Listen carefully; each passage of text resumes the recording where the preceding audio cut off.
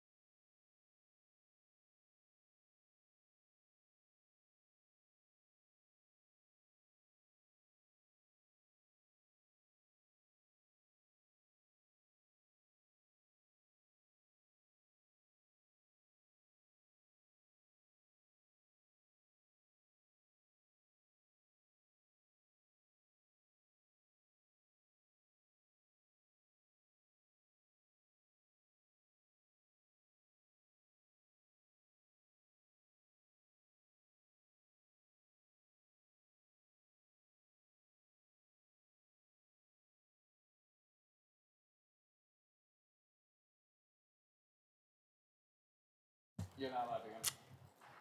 Okay, thank you very much. Apologies for the inconvenience. They were having some technical difficulties, which I think we've gotten to the best point we possibly can, so we are going to continue. Members, I got to the point when I was about to introduce you all and take a roll call. So when I do read out your name, please do switch your microphone on, introduce yourself, and then switch your microphone off so those watching know who you are and that we are here. So as mentioned at the beginning, I'm Councillor Henry Batch, one of the members for the Linton Ward, and I'm the chair of the committee. And the vice chair is Councillor Peter Fain to my right. Good morning all, Peter Fain, Shelford Ward. Thank you. And Councillor Ariel Khan. Ariel Khan, Horston and Cumberton Ward.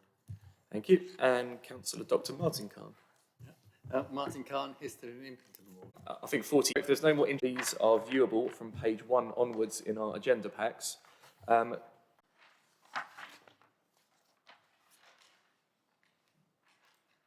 That is right. I read that as the 4 names listed with the 4 against, and the other 5 being in favour. But it might be helpful to clarify that in the minutes. Lawrence, I don't know if you've noted that. It might just be handy it might be easy just to name all of the councillors in favour, then all of the councillors against, just for clarity. Just because it's not. Yeah, that's clear absolutely. As to who's done what Yeah, there and who understood. the abstention was. Thanks, Chair. Understood. Okay. Anything further, members? No? Okay. Well, with those 2 changes, we will agree the minutes as a correct record. And with that, members, we'll move on to the substantive business. And we begin with agenda item number 5, which is on page 7 of our agendas. This is an application at the land to the rear of 1B Over Road, Willingham, which was a previously deferred application at this committee, so it's coming back to us. The proposal was a reserved matters application for 26 units, 10 affordable units and ancillary arrangements. The applicant is a Mr. Ernest Wynne, and the reason it is before us is in the wider public interest, and it has been called in by a local member and the parish council. So I'm going to hand over to the case officer now, Miss Alice Young, who I'm hoping is joining us online. Alice? Yes, thank you, Chair. Hi, morning. So we have the report in front of us. If there's any updates to that, do let us know. But if you could introduce the report to members, that would be great. Thank you. Thank you, Chair.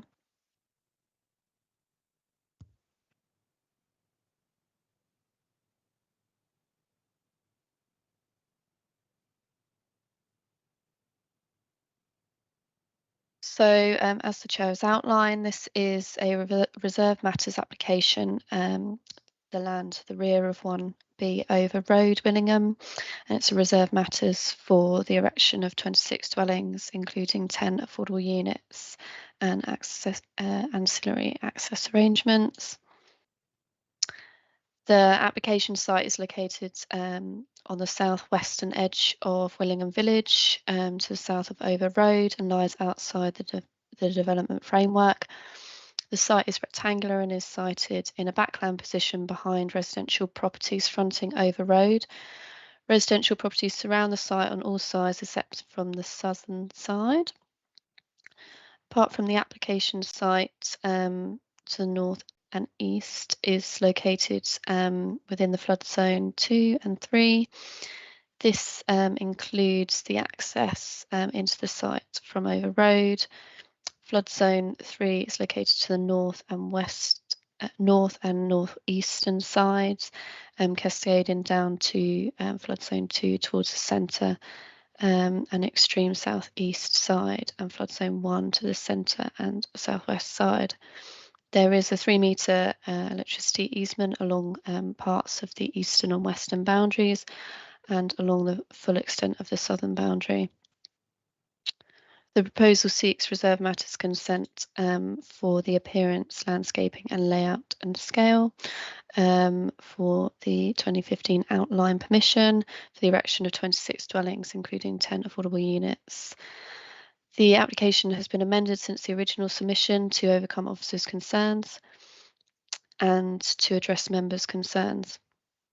So I'll just briefly go over the proposed site plan and then show you some proposed elevations, street scene elevations, and then we'll get into how the development has been amended to address members' concerns from the previous committee meeting. So the proposed access is from Over Road and goes through the site between the two properties fronting Over Road. It's 26 dwellings, and these would range from 1-bedroom semi-detached dwellings to 4-bedroom detached properties arranged along a central access road with a turning head located to the south. A local area of play is located to the northeastern corner, butting the boundary with the Lawnings and Salvador, which front Over Road. The boundary treatment would be retained along the southern boundary, abutting the open countryside, and the remaining boundaries would be enclosed by either the existing 1.8 metre fencing or new 2 metre closed boarded fences with soft landscaping along the western boundary. So these are the street scene elevations.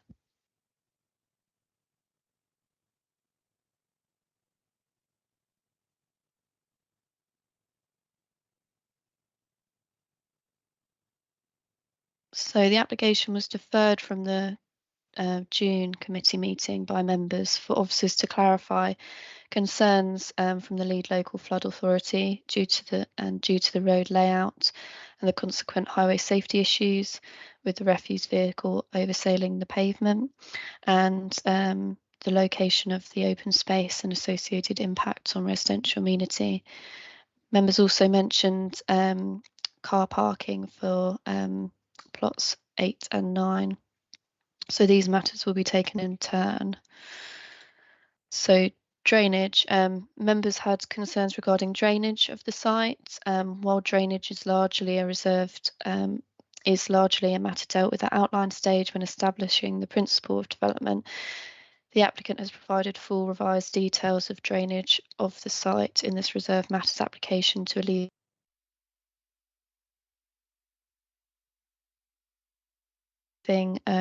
over all of the hard standing across the site, with the surface water being conveyed into a cellular soakaway below the local area of play.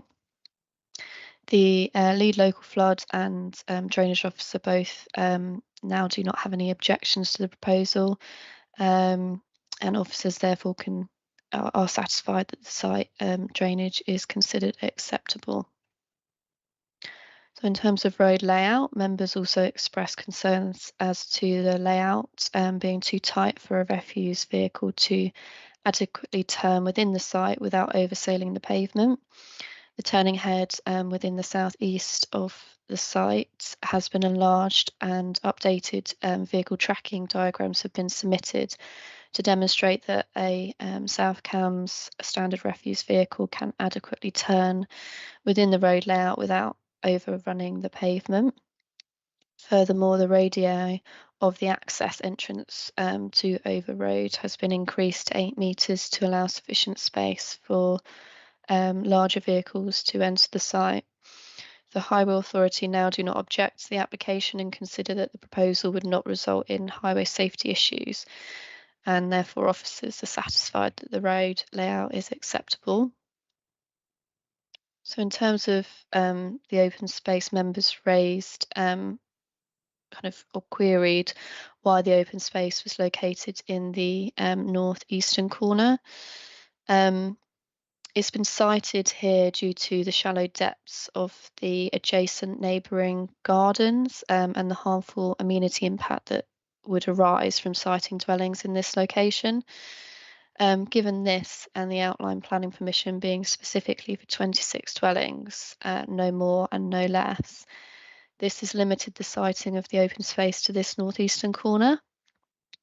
Notwithstanding this, officers consider that the location of this open space is acceptable in the overall layout and context of the site. Members also mentioned that all dwellings did not have access to 2 off-street car parking spaces. To respond to these concerns, the scheme has been amended to increase provision for plot 8 and 9, which I'll just point out here. So it's these 2 smaller units. These are 1-bed units. So this has been increased. So there are three car parking spaces for these 2 units. Paragraph 2 of policy TI3 states that provision should take into consideration of various factors, including car ownership levels, local services, facilities, and public transport. Both plots 8 and 9 are 1-bedroom properties and are least likely to own 2 cars or be inhabited by a family. Given this, alongside the local services and public transport within Willingham, officers consider that this level of car parking is acceptable on site. So amenity was raised previously as an issue. The amenity of surrounding neighbours has really determined the revised site layout. All properties would be in accordance with the district design minimum distances. Officers note that there has been a third-party comment which contends that the proposal does not comply, in this case for Mossfields. But the design guide states an acceptable distance. So Mossfields is here, sorry. But the design guide states that an acceptable distance between the neighbouring habitable room and a blank gable wall is 12 metres. And as you can see, this exceeds the 12 metres guidance in the district design guide. Mossfield is approximately 16.5 metres from the blank elevation of plot 4, and this is staggered, it's not directly opposite. So officers find this relationship acceptable. As you can see, the other properties surrounding the site do also comply with the 25 metre between the rear, which contain habitable rooms. So this one over road, 1B over road, and Dresleen here also comply.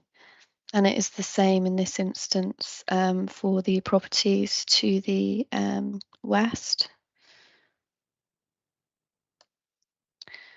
And then these are the shallow gardens I mentioned earlier, which were very much a constraint of the site layout. These properties also do comply with the minimum distances. You'll note that this plot 26 is located within 10 metres. I think it's about 5 metres away, or 5 to 7 metres away from this property here on Aspinall's Yard. You'll note that it's staggered away from the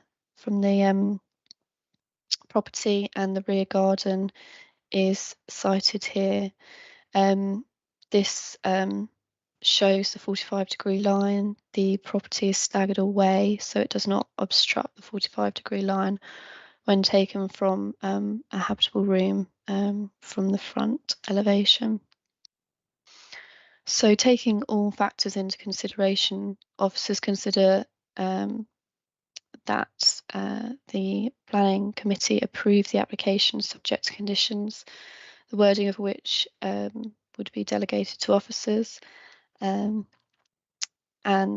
just to provide an overview of the conditions which officers are recommending, these include material sample panels, carbon emissions reduction, EV charging, broadband, etc.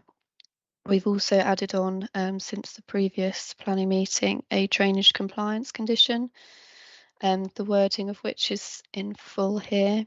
And this basically secures the drainage to be in accordance with the details submitted as part of this reserve matters application, which have been approved by the lead local flood authority. So thank you, and if you have any questions, let me know. Alice, thank you very much. That's a very thorough presentation. It's appreciated. Members, we do have a public speaker on this application, but before we do, I will offer members the opportunity to ask any questions of clarification for the officer on her presentation, if anything wasn't clear. Councillors Khan and then Handley. I went out to look at this site. surprised me how high the buildings were in Aspinall's yard adjoining. They're mainly 3-storey. The final house that you showed the distance for, with the two blank walls 7 metres apart, it's worth noting that the house in Aspinall's yard is 3-storey, and therefore, did you consider the impact upon the house in the new development, whether that 3-storey house would be rather overbearing in relation to it? Well, not in terms of visibility into habitable rooms, but in terms of the actual presence, because I wonder whether that was a concern. Did you get that, Alice?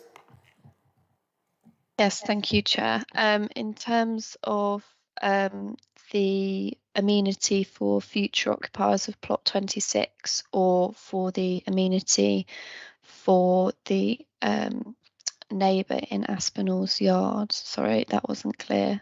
Could that just be clarified, please? I was thinking if the amenity of the new house in number 26 rather than the 3-storey house wouldn't be affected. I don't think would really be affected. So in terms of the amenity for plot 26, yes, this has been considered, and officers find this relationship acceptable, given the siting away from the boundary and its staggered nature. Thank you, Alice. Councillor Handley, please. Thank you, Chair. Can I ask a question about piling? Because there's no mention of piling here. I know that the developer has said that there was no need for piling, but given that at least part of this land is in a flood zone, there's always a possibility that they may run into problem and have to go into, have to use piling.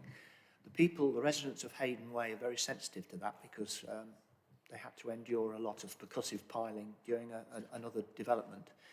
I'd like reassurance that there's not going to be any piling, and if there is, it's properly conditioned. So the applicant and agent have confirmed to us that piling would not be used during the development of the site. If members were particularly concerned, then I think, subject to Phil, we could provide a condition or an informative on the application. Sure. I will say an agent of the applicant is with us today as well, so it might be a question directly for them too about piling. But if you want to come back.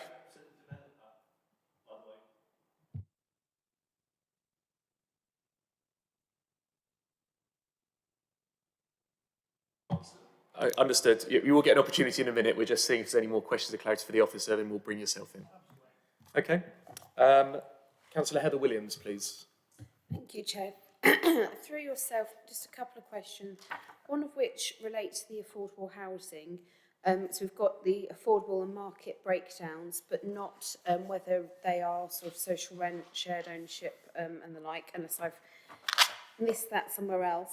And I just wondered if you could demonstrate where in the site the affordable units are allocated for. You had a sort of a site plan with the 26 houses on it, if you could identify for me which ones those are. And the other was in relation to the conditions, just to reassure us that things like working hours and the like, because of the proximity, it is quite close to a residential area. It's not, in the middle of a brownfield site in the middle of nowhere, that they were secured at the outline, and if not, we will deal with that now. But mainly on the sort of pepper potting basis, because I'm just conscious that we are below the 40% mark, and if we've got any information on how the affordable housing will be dealt with. Sure. So I think 3 questions there, Alice. The split of the affordable units, i.e. what type of affordable units are there on the site, where exactly they are on the site, and conditions around working hours, etc. Thank you, Chair. In terms of affordable housing, that has been agreed in the Section 106 agreement and in the outline consent. So this reserve matters is in accordance with the matters agreed in those agreements. In terms of where they are in relation to the site and whether they're pepper potted, I'll just get up a site plan now and I will go through where they are sited. So if you bear with me a second whilst I get that up.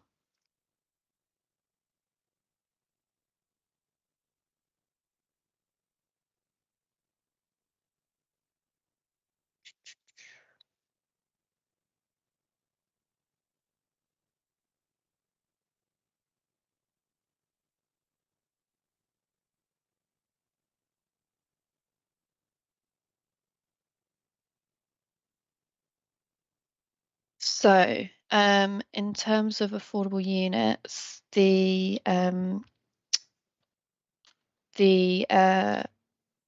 plots 8 and 9 here and here, if you can see my pointer, are 1-bed units, and these are affordable. Sorry, Alice, there's been a Plot request in terms of types. Are they affordable units, shared ownership, shared rent? Affordable rent? Sorry, what type of housing? Yeah, so the type of housing has been secured in the outline, section 106. I can get that up to confirm the split, but I imagine it is 75, 25 split as per typical on this type of housing development. But I can confirm that after I've gone through which ones are affordable on the site plan. Sure, okay. I appreciate you probably have to look that information up from the original outline or the 106 agreement from that. But yeah, if whilst we're going through the process, if you could find that, I think that would be helpful for members just to get that information. Of course, I'm happy to do that. I'll do it after I've shown you which ones are affordable units. So so plot 8 and 9 are affordable units. Oh, bear with me a second. My internet's going a bit. So 8 and 9 here are affordable units. 23 and 23 to 26. So over here, this collection of 4. 21 and 22 here. And 14 and 15, which are over here. So there's 2 in this section of the site, 2 in this section of the site, and these here. For reference as well, so plots 8 and 9 are 1-bed 2-person units. 23 to 26 are 2-bed 3-person units. 21 and 22 are 2-bed 4-person units, and 14 and 15 are 3-bed 5-person units. Okay, that's helpful, Alice. But yeah, as I say, I think it would be helpful for members if we knew which of those units were, shared ownership, which were affordable rented, etc., etc. So yeah, I appreciate you don't have that information to hand, but if you could find it or an officer could find it, I think that would be helpful. Of course. Councillor Martin Khan, you had another.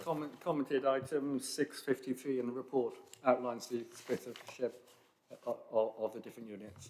I think that's what was requested by the affordable housing team. Whether that's what we have in reality or not is, I think, what we're asking.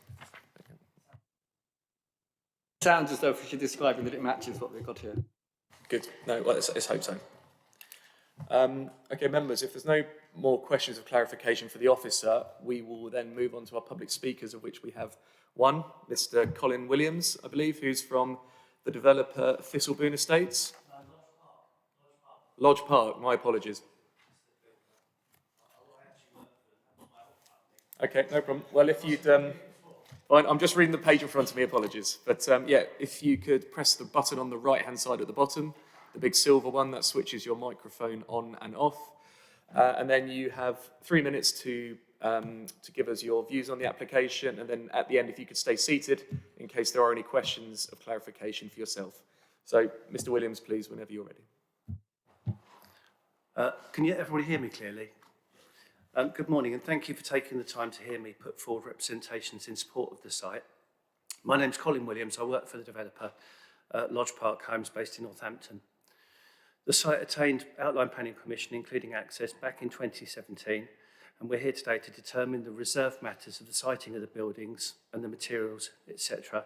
And I'm hoping there's nothing from preventing you from granting this planning permission and allowing us to develop the site. We've been working with the landowners for the last 2 years to get all of these technical issues sorted out with regards to drainage and access and whatnot, and piling indeed, and I can confirm there will be no piling, it costs too much.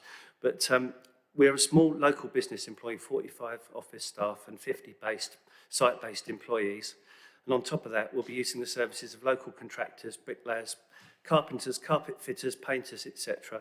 And in these difficult times, these kind of work opportunities are really important to the local economy and to small businesses. We are developing this site on behalf of Stonewater Affordable Housing Company, a registered housing provider who will be offering the units, this is all of the units, for sale on a shared ownership and market discount basis. This is beyond the Section 106 requirement of 10 units that is in for planning. We've put forward an amendment to the Section 106, or we will be shortly, to secure those in perpetuity. With the cost of living crisis and the difficulties that small families and people are trying to get on the housing ladder are facing, this type of site is really crucial. And Willingham and the surrounding villages do not have too many opportunities, and it's extremely important. Bearing in mind the site got planning permission some time ago and has been the subject of various changes, like with regards to the planning officers and with the COVID outbreak and whatnot, it would be galling to all of those concerned to see this drift further down in these critical times. We can all see in the papers on a daily basis there seems to be a lack of affordable housing, and here we have a real opportunity to make a difference, and I'm hoping that you guys will grant planning consent and allow us to crack on and deliver the site for the local people. Just on top of that, the site is providing over 217,000 of contributions towards education and other local facilities, and again it's much needed at this kind of time. I don't really have anything further to add, but I respectfully request that you grant this planning consent, and I am here on hand to answer any technical questions and can confirm that we are actually going to build this site. It's not some kind of land banking exercise. Have I run out of time yet? No, you're very grateful you're under time, so I appreciate that. But I'm going to be here on hand, and please ask if there's any things to do with the piling. We would work with all the local folks who are going to be around the edges of the site. We've got local site managers and whatnot who live not too far away, so we're very keen to crack on with it and develop this for people trying to get onto the housing ladder and whatnot. We appreciate you being here to answer any technical questions that members may have, so thank you for taking the time to be with us. We do have some questions for you. Of course, yeah. I mean, if it's too technical, I won't be able to answer it, but you can only do your best, that's all we ask. A lot of times you get sort of a planning bod here who doesn't really get involved in the technical and the nitty-gritty, and they just come out with all of the spiel that's buried within the papers, like technical stuff. But I felt that in this particular instance, after going to the last planning meeting, it would be useful for somebody to actually come along who's going to take the responsibility for actually building this project, actually putting the bricks together and delivering it in a meaningful way. That's appreciated, but let's see what the councillors have for you. So we have councillors Williams and then Handley, please. Thank you, Chair, and through yourself. My question won't be a surprise. It's in relation to the affordable housing, because I think what I just heard was it's all going to be affordable housing, or some sort of, from what you were saying about so if you could clarify what was what you just mentioned, and actually if you could clarify which units will be shared ownership and which will be affordable rents, because that might be something that you have off the top of your head, perhaps. Thank you, Chair.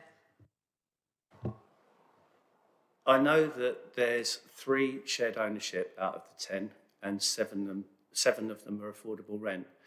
I can't remember off the top of my head which exact plots they are. This is the Section 106 element of the 26 units that Alice referred to earlier. The balance of the site, we're going to be working with Stonewater, a very reputable, very, very big registered housing provider. They'll be using Homes England grant to support the balance of the site as shared ownership. We've put forward a draft Section 106 proposal for the housing officer because Homes England would need that signing off before they put the grant funding into it. I'm hoping, I haven't actually gone mad with all this because I didn't want to muddy all the waters with what's been going on with the planning recently. But it is in circulation. And the idea is if we can get the planning consent today, we can then buy the site off the landowners. There's about 4 of them, trusts and whatnot. And then we would become the owners. And then it's a lot easier for us to then just sign this section 106. One of the owners is 93, for example. It's quite confusing to try and explain to lots of people who don't deal with this stuff on a daily basis. What is a section 106? Who's an affordable housing company? Why do we need to change it? What is all this extra stuff we need to do? So I'm just being very candid about the situation, you know. Thank you, Chair. So if I could first clarify that my understanding is correct, because this is a bit of a change to what's in our papers, and then if I can take some advice from officers as to what exactly we are taking into consideration here. So my understanding is the 10 under the section 106, that is agreed on the 7 and 3, and hopefully officers will be able to tell us where in the site those are. But the remaining 16, which in our reports are referred to as the market housing, you're saying that those will actually become shared ownership following a grant from Homes England. Is that correct? That's what we are proposing to do. I mean, obviously that's not been put forward in the planning. I mean, but that is what is going to happen in reality. We have a contract with the landowners to deliver that, and we're in contract with Stonewater. We haven't signed with them yet because I've been waiting to see if this planning permission will go through. Okay, thank you. So can I take some advice from officers and perhaps legal advice, Chair, that when we make our decision today, are we making it on the basis of 16 market houses, which would be the normal steer, but I think we should clarify that. And should these become shared ownership, would that require a change in the planning permission that would have to come to us again? Or is that something that can be changed through the 106? Or is it something that we need to take into consideration, for example, put in the event of, as a condition of our agreement today? Just to make sure we're very clear, Chair, as to what it is we can and cannot take into consideration. Thank you, Chair. I will let officers come back, but my understanding would be that we're making decisions on what we have in front of us today, not what may or may not happen in the future. That's what we need to decide today. In terms of any changes to the 106, I'm not sure whether that will come back here or not. I'd imagine probably not, but I can give officers an opportunity to clarify that for members if they can. Thank you, Chair. Apologies for speaking to my legal advisor as well. Obviously, the proposal, as you rightly said, at the moment is for a scheme which includes 10 affordable units only. Those 10 units are marked on the site plan, which Alice has pointed out. The 106 requires that the mix is 7 affordable housings for rent and then 3 shared ownership affordable housing units. So that makes up the 10. Where those are located at the moment in terms of which specific plots isn't identified in terms of tenure, but obviously the plots are identified on the site plan currently. In terms of obviously then altering the proposal, if it was to become essentially 100% affordable housing, that is something we'd have to look at in terms of a revision to the Section 106 agreement as part of the original outline. So if that was to change, then that is something that was how we would document that essentially, to create a scheme of 100% affordable housing. And that's done under what's known as a Section 106A application, where you can amend the terms of the 106 agreement. Alice, I see you've highlighted yourself. Do you want to come in on this? Yes, thank you, Chair. Just to clarify, so this application, as Phil has identified, is for includes 10 affordable units, 7 of which will be affordable rented and 3 shared ownership. There has been an application submitted to vary that Section 106 agreement. It's been submitted recently and is under consultation. And that is to have all of those units on site as affordable units as outlined by the developer. So we are assessing the application on what is submitted in the Reserve Matters application. as there are 10 affordable units, not fully affordable. It's not a fully affordable scheme yet. That's a separate process and a separate application, which is currently in the system. So hopefully that clarifies matters. I think probably not, actually.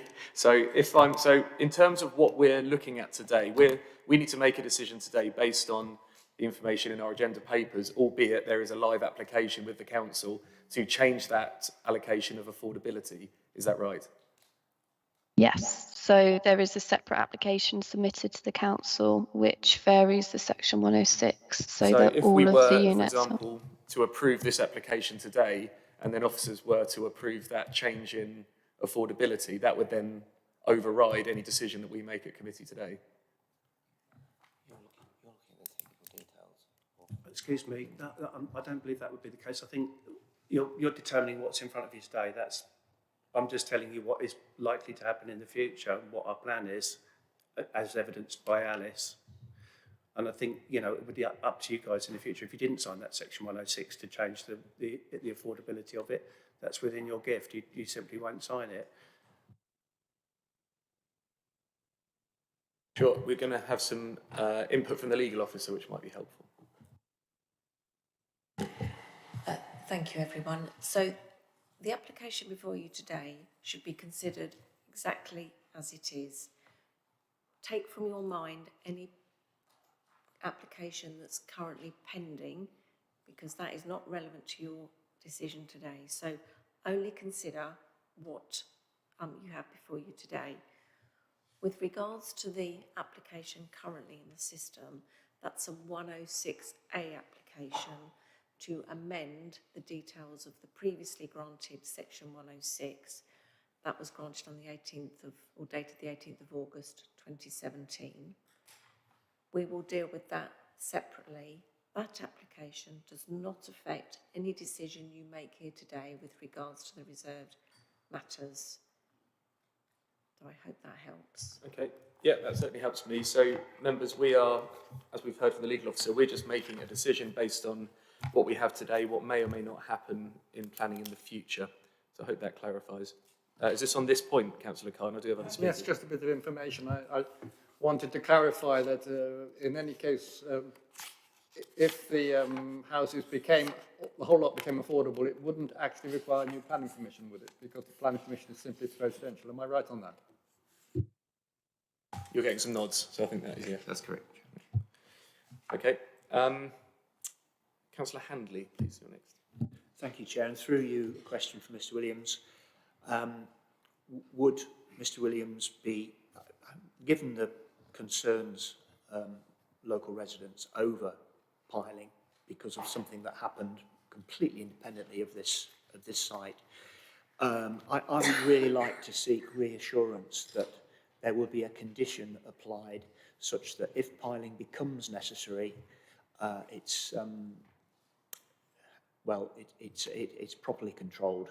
I don't know how you might do that, but I think it would give the residents of Hayden Way, who suffered this because of piling, really intrusive piling, it will give them the reassurance that they need. Well, this is a question for yourself, Mr. Williams, so if you want to reply. Yeah, look, we know about the Brampton Valley Way situation. They were using driven piles. If we were going to use piles, they would be vibro, which would be a lot less impactful, if that's actually an English word, I don't know. Sounds right, I'll use it. Everything that we're doing is going to be NHBC registered. Everything that we're going to be doing is going to be vetted like crazy by an RSL. We've got employers' agents crawling all over us. We're a grade 1 builder would be using, if we had to, we would be using all the piling mats and all the safety measures and everything else and telling everybody what was going on. At the moment, bearing in mind we've carried out a number of tests all over the site for drainage and done loads and loads of site investigations on the thing, just to be sure that we're walking into something, we know what we're doing, we're not going to lose money, we're not going to be using them, but happy to take some kind of, I don't know what else I can really offer above that. I mean, we're going to be belt and braces with the NHBC and the employers' agents for the Housing Association. You know, we don't want to be building something that's going to fall down, obviously, but equally we don't want to be spending a lot of money on excessive foundation solutions that are not required. Yeah, I'll raise this again in general. Sure, points. okay, yeah, as I said, if you do want to revisit that before we take a vote, absolutely, we can go back to that. Members, any final questions of clarity for Mr. Williams before we move on? No? Well, Mr. Williams, thank you very much for taking the time to speak to us. It was very useful. We appreciate you coming into the office. Thank you very much. Okay, members, we don't have any further public speakers on the matter, so we're going to move to the debate section. So this is an opportunity for members to put their views forward, or equally another opportunity to ask any questions of officers before we make a decision on this one. So I have Councillor Handley, first of all. Yeah, sorry, just to labour the point, I would like officers' advice on. I don't want to set any conditions that will be onerous for the developer. I really don't. But I do feel we need to give reassurance to the neighbours about piling, even if it's just a condition that gives them that reassurance that if it is to take place, it will be properly monitored and controlled. Okay, well, I'll put that to officers then. Is there a regular piling condition that we can or have added to planning applications in the past? Thank you, Chair.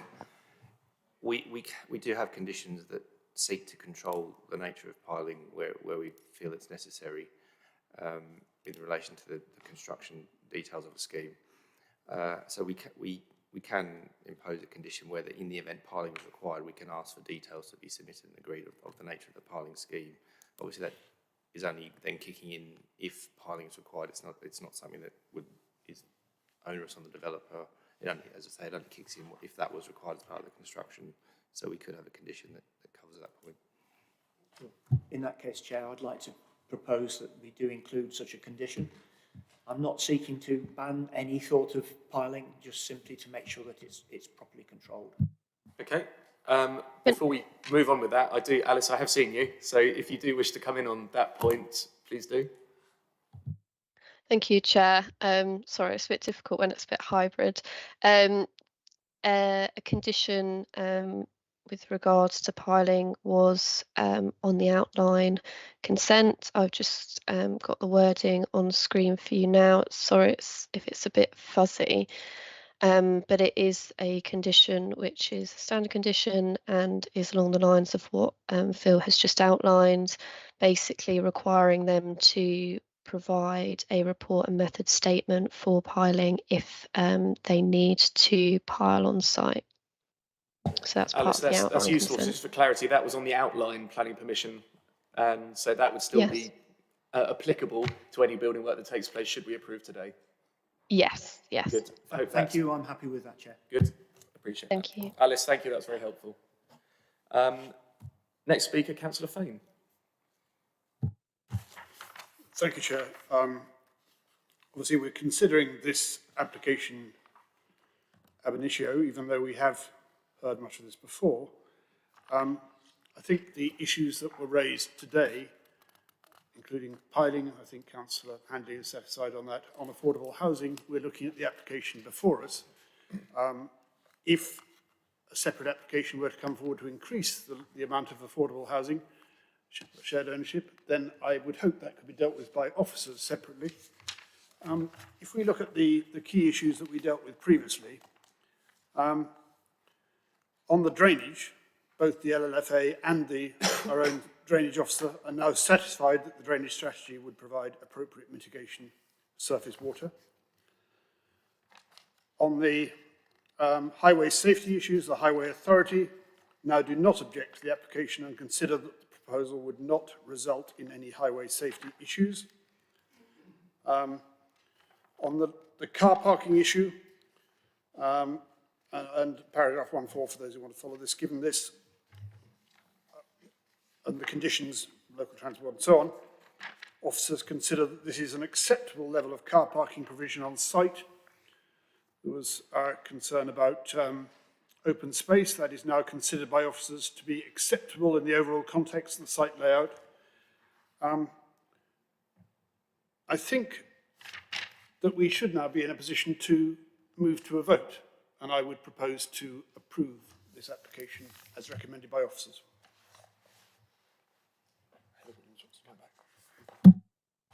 Thank you very much, Councillor Fane. Councillor Williams, please. Thank you, Chair. So I wasn't on the original application in June. I was at the LGA conference, so I think you guys are probably having a different set of strategies to me that day, but it has been very useful to go through it today and the additions. But when I looked at what committee discussed, and I did watch the debate, what committee discussed then to now, those issues have been, as far as I'm concerned, resolved by, and we can see that in the removal of the objections. There are the issues for the surrounding neighbours, and those, I think, while we can, we can empathise with that, within our policies that we have and the framework that we have, this development is acceptable. And I make that decision on the basis of there being potentially 16 market houses there. It has complied with the 106 that was set in 2017, though of course would much prefer that it was all affordable, and I think it would be a perfect site for that. But I am going to support the application on the basis that there potentially is 16 market houses there and the 10 affordable. Yeah, I think, as Councillor Fane said, happy to go to a vote. Indeed, for what it's worth, my views are the same. I think the three issues that we deferred the application on last time, in my view, have been addressed, and that's backed up by technical officers. So, members, Councillor Handley and then Harvey. Yeah, one final thing. I just say that I did receive some comments from a neighbour about an amenity, about the proximity of new houses to their properties, but Ms Young has covered those off to my satisfaction, so I now feel that I will be able to vote in favour of this. So I appreciate there has been a proposal to move to a vote, but I will take Councillor Harvey, as he did raise his hand, if he has another point to make that hasn't already been made. Yeah, just a general point. Paragraph 3 on page 40 references in the second paragraph of that item, that should read distribution network operator, and the same error actually occurs in item 7 and on page 84 under item 11. So that seems to be a sort of systematic error in the agenda write-ups there. But more specifically, coming back to page 40, item 4, I think it would be a shame if at least the cabling couldn't be 7 kilowatts for these EV chargers, because that's very much the standard for domestic EV chargers. And in fact, 7 kilowatts gives you the ability to charge a sort of modern standard of EV overnight, whereas 3.5 kilowatts wouldn't. And also, I think UK power networks are moving more and more towards smart charging, which means the charger wouldn't operate when electricity is in short supply, but would when it isn't, if you like. So you need a higher peak amount to make that work, because otherwise, you're reducing the time window, and therefore you need a 7 kilowatts for, say, 5 hours rather than 3.5 kilowatts for 10. So just a general point on our conditioning of applications. Thank you. Okay, thank you very much. That's probably a bit technical for me, but appreciate your insight on that. Members, we've had a few proposals to move to a vote on this. Does anyone wish to second that? I think Councillor Handley had proposed initially. Councillor Williams would like to second. Yep. Okay, members, I haven't heard anyone speak against this. Do any members have an inclination to either vote against or abstain on this application? No. So are members inclined then to support the officer recommendation, which is on page 39, which is to approve the application subject to the conditions laid out below? Agreed. Agreed? Does anyone wish to vote against or abstain? No. So we can take that as agreed unanimously. So that application is approved. Alice, I see your hands up. We have just taken a vote, so we can't change anything. But if you want to chip in with anything finally, you're welcome.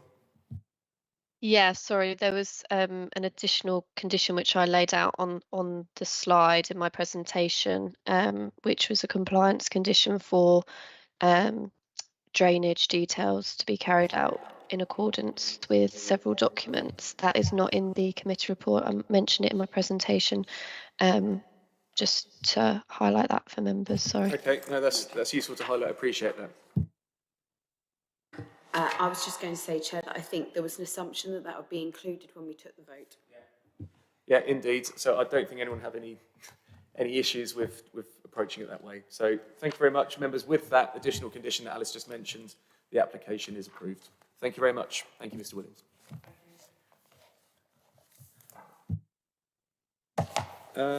Members, does anyone wish to take a break now, or do we want to carry on? Okay, well, we're going to take a short break, members. We'll take a short 10-minute break. It's 5 past on this clock up here. We'll restart at 15:15 on the dot. Thank you very much. We'll go.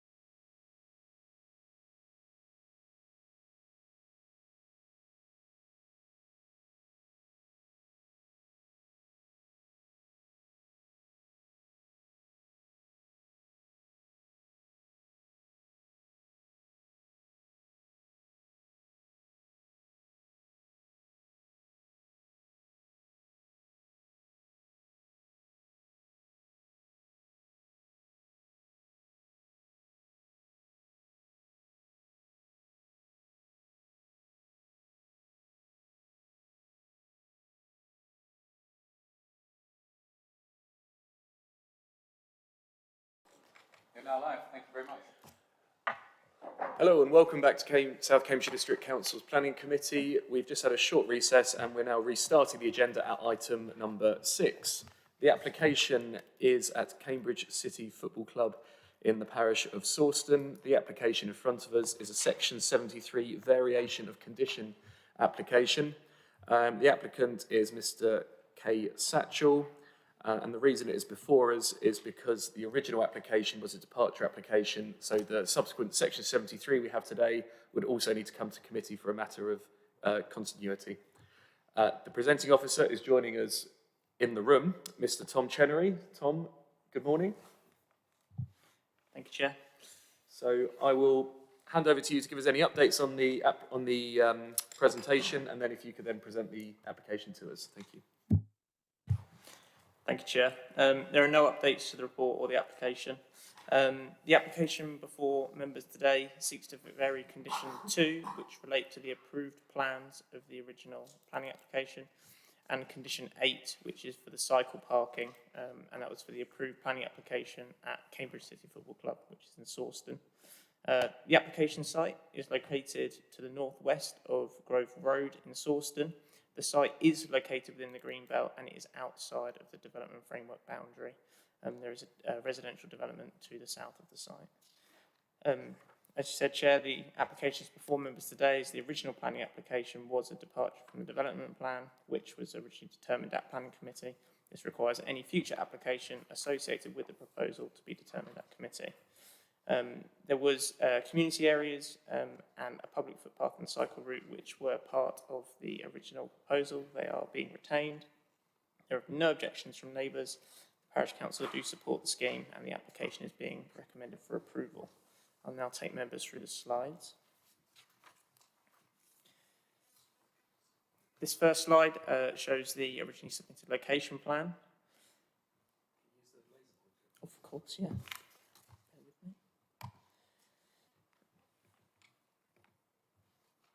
There you are, Chair.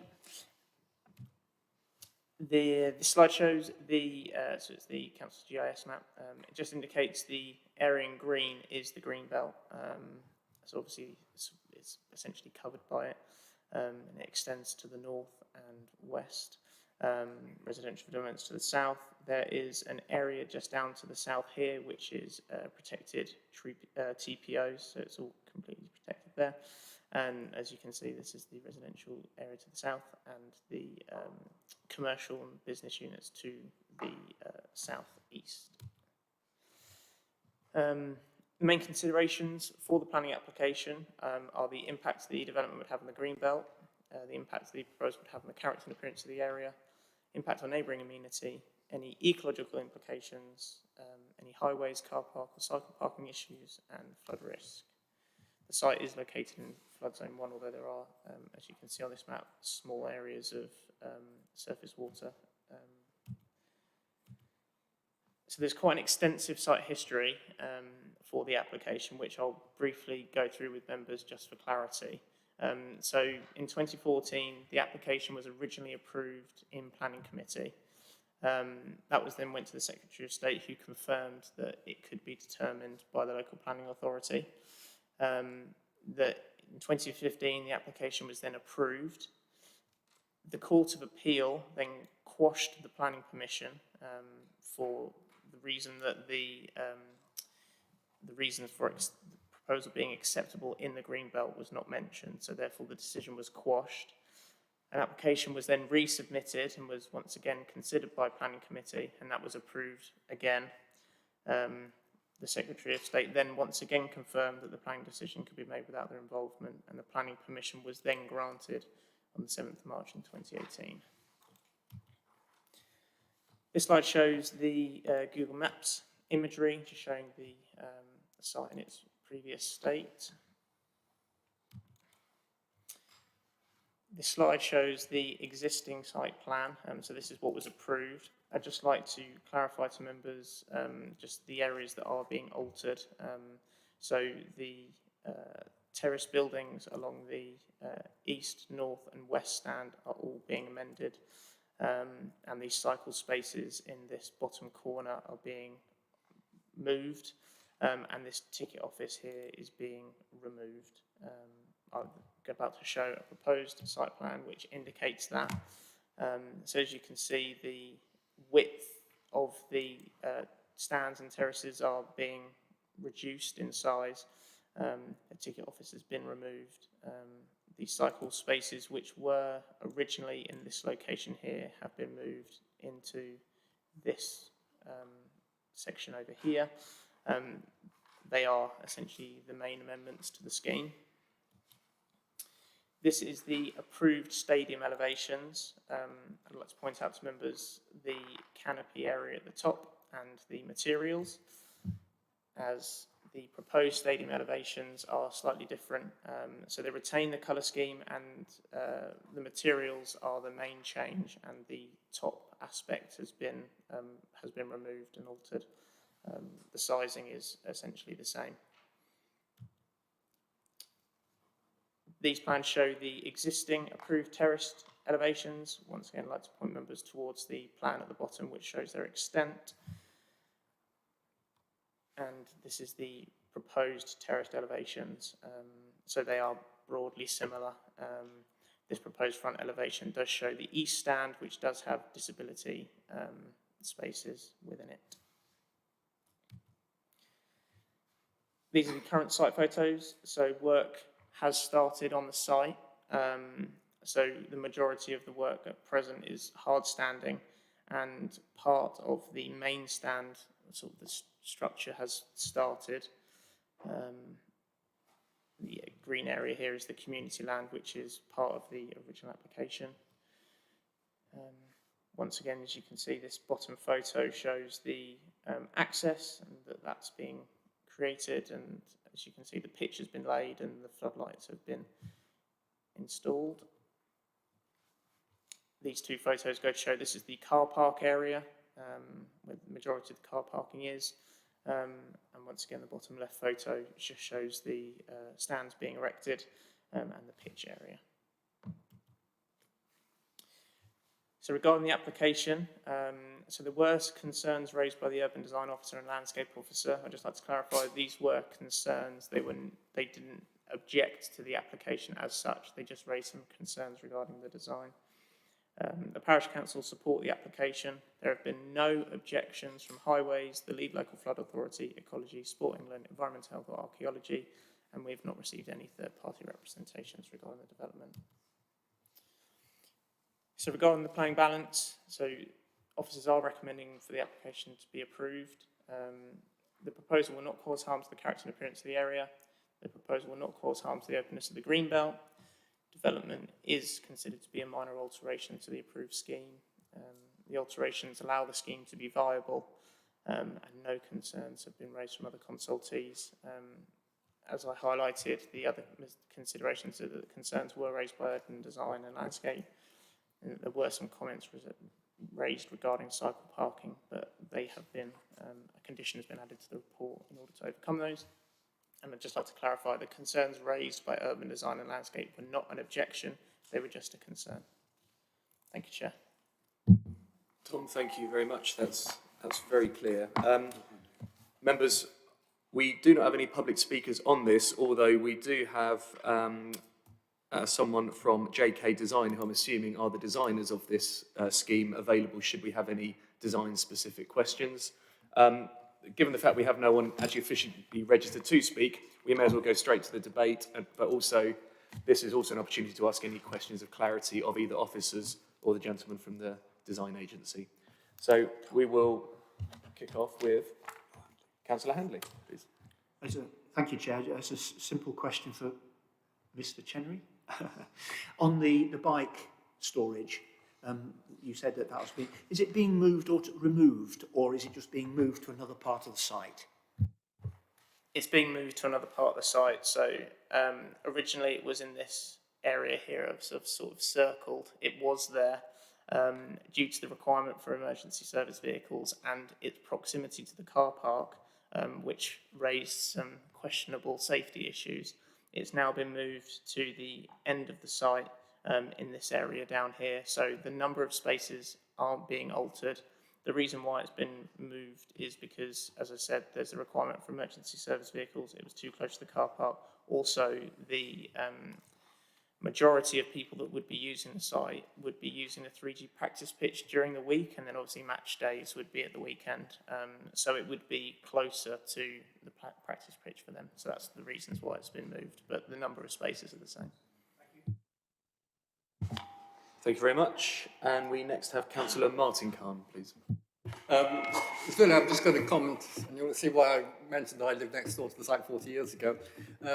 I lived on one of the houses on Woodland Road, backing onto the site, the area, and I wandered through the area at that time, 40 years ago. And I really wanted to highlight something, not really ancillary to the application, was that that area, the majority of the area was a nice wet woodland, majority of it was woodland, so a small area of fenland in the middle. It's the sort of site which is largely been very much under pressure. It's a good example of the pressures we've had over the years. The permission at that time was being used as a tip for adjoining tile works. Very much a tiny area, I thought it was about half, but actually it's about a tiny area compared with the final tip site. And in fact, much of the woodland and much of the fenland was lost. Clearly now this has been given permission, the site was completely changed, but it's an example of the loss of these sort of sites in the countryside. And I think it draws attention to why we now have to be very, very strong in protecting wetland areas in the future, these sort of areas, because they really are under pressure. But in terms of the actual application, there's a minor alterations to a site which was already a fait accompli. I'm a bit disappointed that some of the wide open areas doesn't include more, perhaps some replacement planting, but that's the way it is, that's already gone. I don't really see any objection to the application as it is. Good, thank you. Always useful to have some extensive history on the site, so thank you for that. We have Councillor Sanford, then Williams, then Fain, please. Councillor Sanford. Thank you, Chair. Through you, Mr. Chenery, could you flip back to the slide that showed the proposed stand? I wasn't sure when it said front, whether that is facing I presume that's facing the car park, the access road, not the pitch. The top one, and the bottom one is facing the pitch. Is that correct? Yeah, that's correct. So the bottom elevation would be the one facing the pitch, and the top one is the one it technically faces the community area. So if I just go back to this plan here, so this is where I'm highlighting along here. This is the front elevation, so it would face towards the community land. Okay, that helps. Thank you. Thank you. Councillor Williams. Thank you, Chair. So I think the changes that have been made to the design of the terraces, actually removing the sort of, I don't know what it's called, the framework that was above the top, I think actually reduces its impact to local area. So I think that's a positive change. The cycle storage we've assessed that is not being removed, it's being moved, and I think they are very sensible grounds for emergency vehicles, so we should take that. I was surprised, I saw what appeared to be for terrace for standing, which I'd have thought new stadium would get more seats rather than standing, but that's a matter for them. And I take it that all complies with what they will need to comply with from a regulation point of view, and I'm assuming that's not something we take into consideration today, what the FA would or wouldn't consider. So from a planning perspective, if we don't have to take that into consideration, then I think what is proposed, they are pretty minor changes. The biggest one is the restructuring of the roof structure and the outside, which I would actually see as less impactful. So happy to go forward with it, Chair. I don't know if I have to declare an interest that part of my degree is in sports law on stadiums, but just in case. No, if anything, that qualifies you more to talk about this, I'd imagine. But okay, we have Councillor Fain finally, then hopefully we can go to a vote. This proposal, paragraph 1.6, not considered to cause any harm to the character or appearance of the area or to the amenity, living conditions of any neighbouring properties. The matters of principle were determined many years ago. Indeed, I think it's worth us just bearing in mind that this was first brought to the Planning Committee, which agreed it in principle for approval on the 4th of June 2014. That, by my calculations, is 101 months and a little bit extra. And I think, therefore, it is time for us to move to a vote on this. Good. Do any members wish to ask any more information, or are we all content to make a decision on this? Councillor Harvey. Yeah, thank you, Chair. I just wondered, since this was originally put in train, where the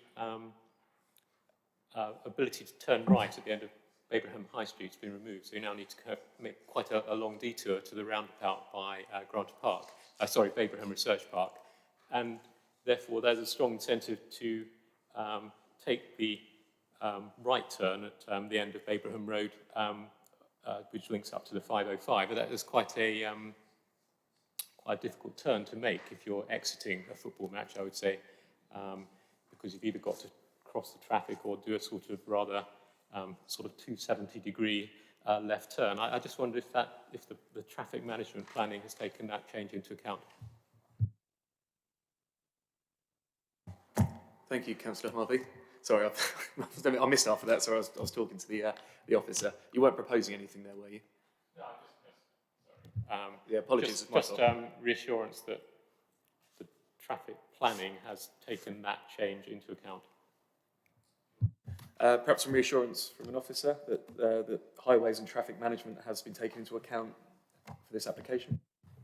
Yeah, so highways were consulted and they had no objections to it, and the recommended conditions on the previous scheme, some have been discharged, they said as long as they don't change then they have no objections to it, so that should confirm that. Thank you very much. Okay, with that, members, I think we're probably in a position to make a decision on this. It's been pointed out to me, the recommendation actually says approved subject to conditions /S106. It's been pointed out there are no section 106 obligations with this, so that is simply just an error in the paperwork. So all we're doing, we're just being asked to make a decision on the recommendations on page 61, which is to approve subject to the conditions laid out below. So if everyone is content with that, can we take that by affirmation? Agreed. And for clarity, does anyone wish to vote against or abstain? No. So that application is approved unanimously. Thank you very much. Okay, members, we're only 15 minutes on that one, so we're going to carry on. We will move on to agenda item 7, which begins on page 69 of our agendas. The application is at number 33 South Road, Great Abington. The proposal in front of us is for the demolition of a hay store and erection of a single detached dwelling. The applicants are Mr. and Mrs. S. Wincox, and the reason this is before us is because it has neighbourhood plan implications and was also the recommendation of the parish council was in conflict with that of the officer. The presenting officer is joining us online, I hope, and that is Samaya Nakamya. Samaya, good morning. Good morning, Chair. Thank you. Let me just get my presentation. Cool. Just to say, you are quite faint on the audio is quite faint. I don't know if you can increase that somehow. Bear with me. Is this better? Yeah, sorry, Samaya, that is better. Thank you very much.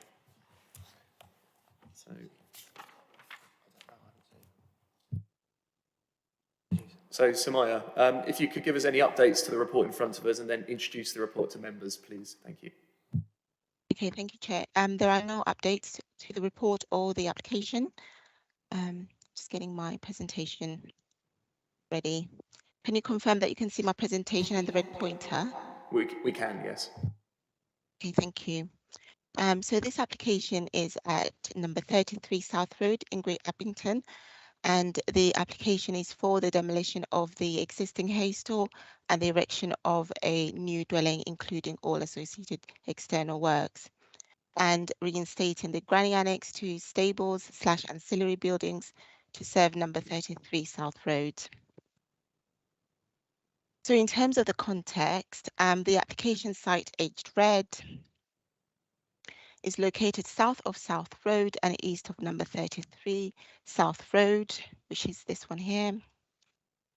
The site occupies a large former piggery building, which is currently used as a hay store, and to the west and northwest of the piggery building are outbuildings, of which one has been converted into a granny annex, and the others are in different ancillary uses. So what I'm talking about is that this one here, so this is the piggery building, and this is the site here, the application site.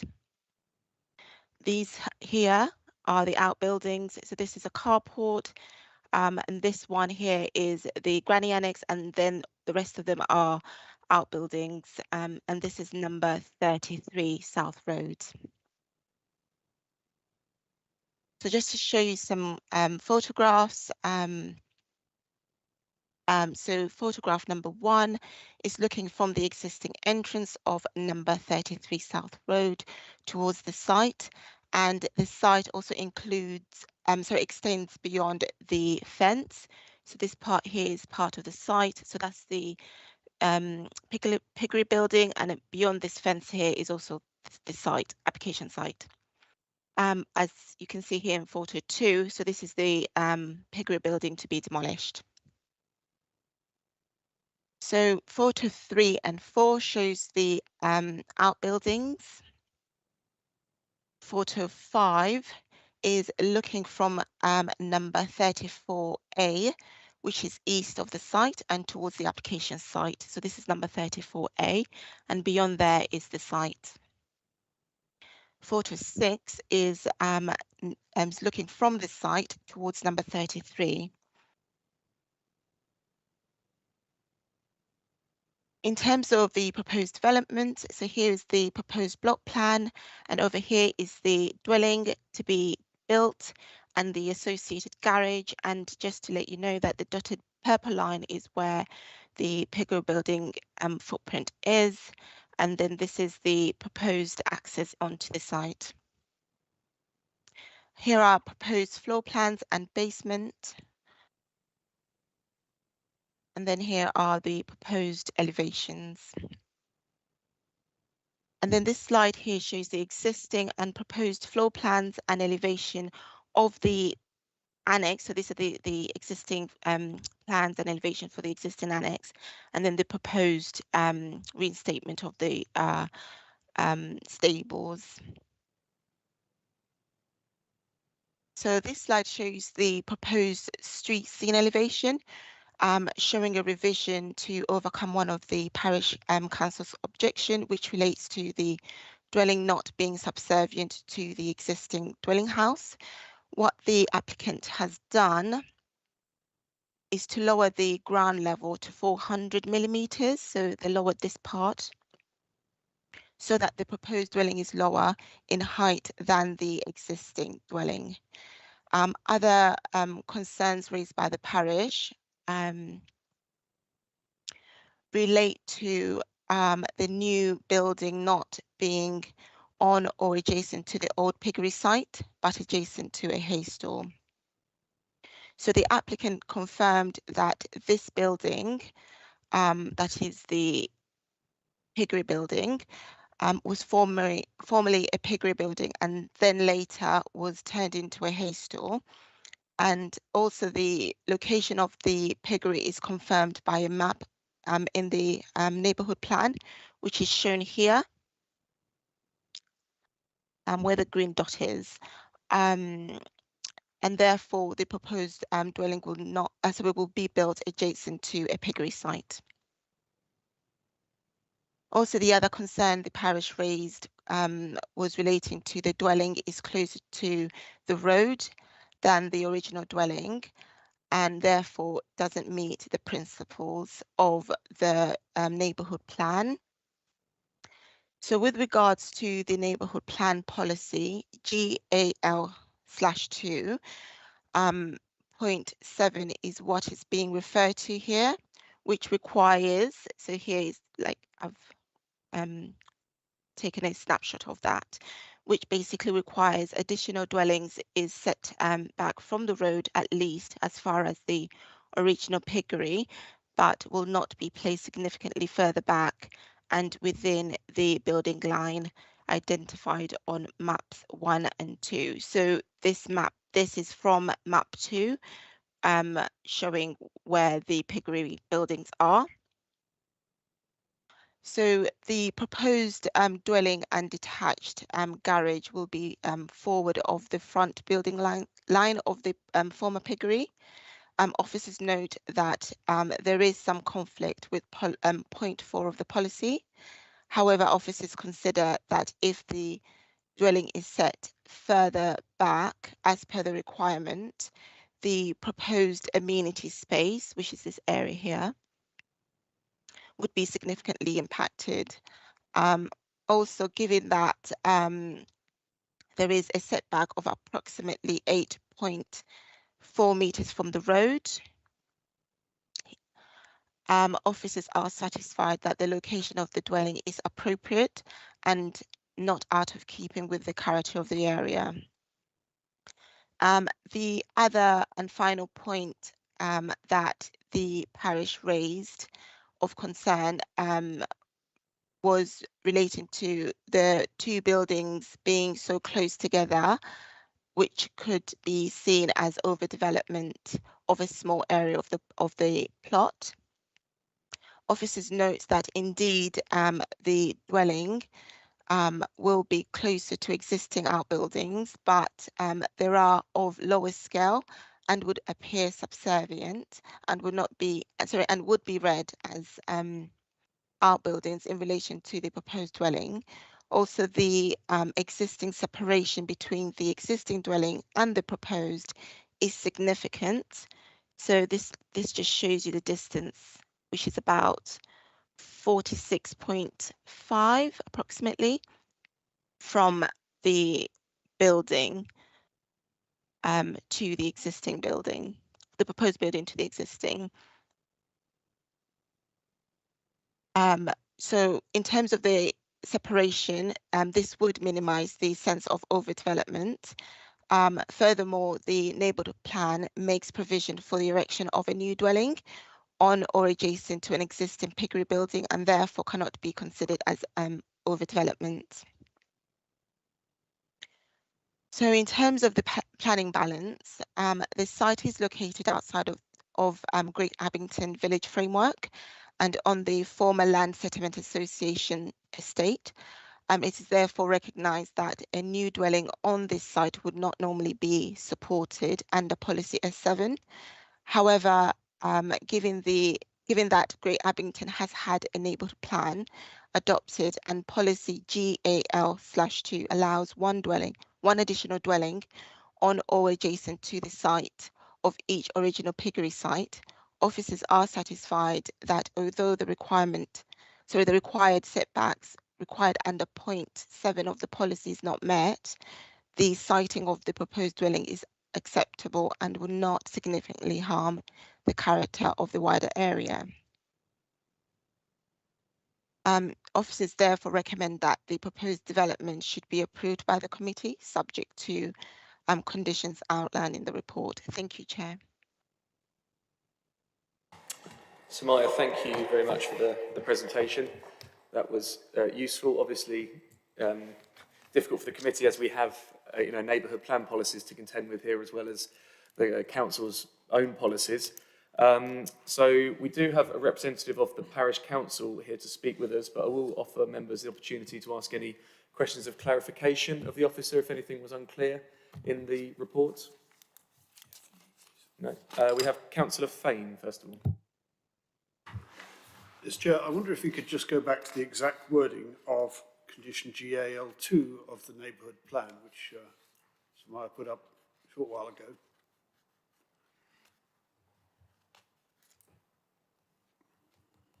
Is that possible, Samaya? Yes, just bear with me, Chair. I'm just getting the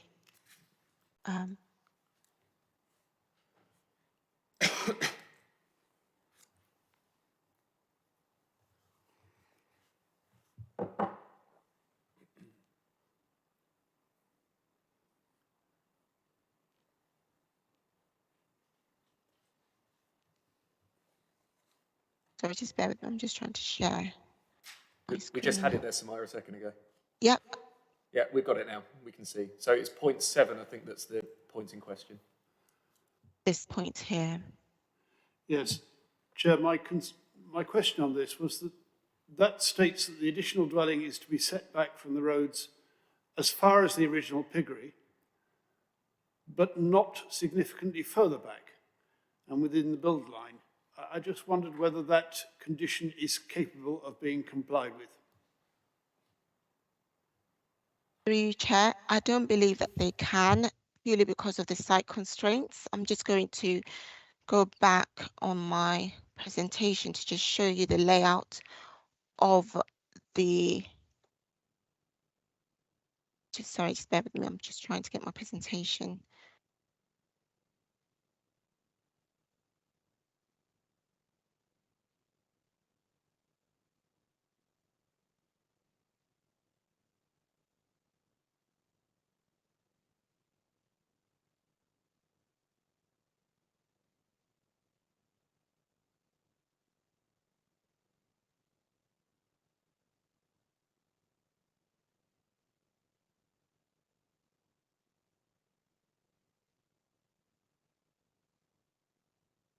Sorry, just bear with me, please. Sorry, I'm just trying to share. Okay, take your time. I'll tell you what, Samaya, we do have the parish council to hear from. So if you need some time, we can hear from them and then come back to you, if that's better. No, I'm or ready. Are you ready? Yes, I'm ready. Okay. So this is the property boundary of the site, and indeed they won't be able to comply with that because the footprint of the original piggery building is this purple line. So if they go further back, in a sense they can, but the issue is that the private amenity space will be significantly impacted, and so I don't think they can fully comply with that policy. So, Thank you, so Chair. officers' views is that this particular application is outside of neighbourhood plan policy, but officers' views is it's probably the best we're going to get to fit within it because anything further back would be minuscule. Exactly, yes. Okay, understood. Thank you. Thank you. Members, any further questions of clarity for the officer? No. In that case, we will invite Councillor Tony Orgy from the Parish Council to join us. Tony, welcome.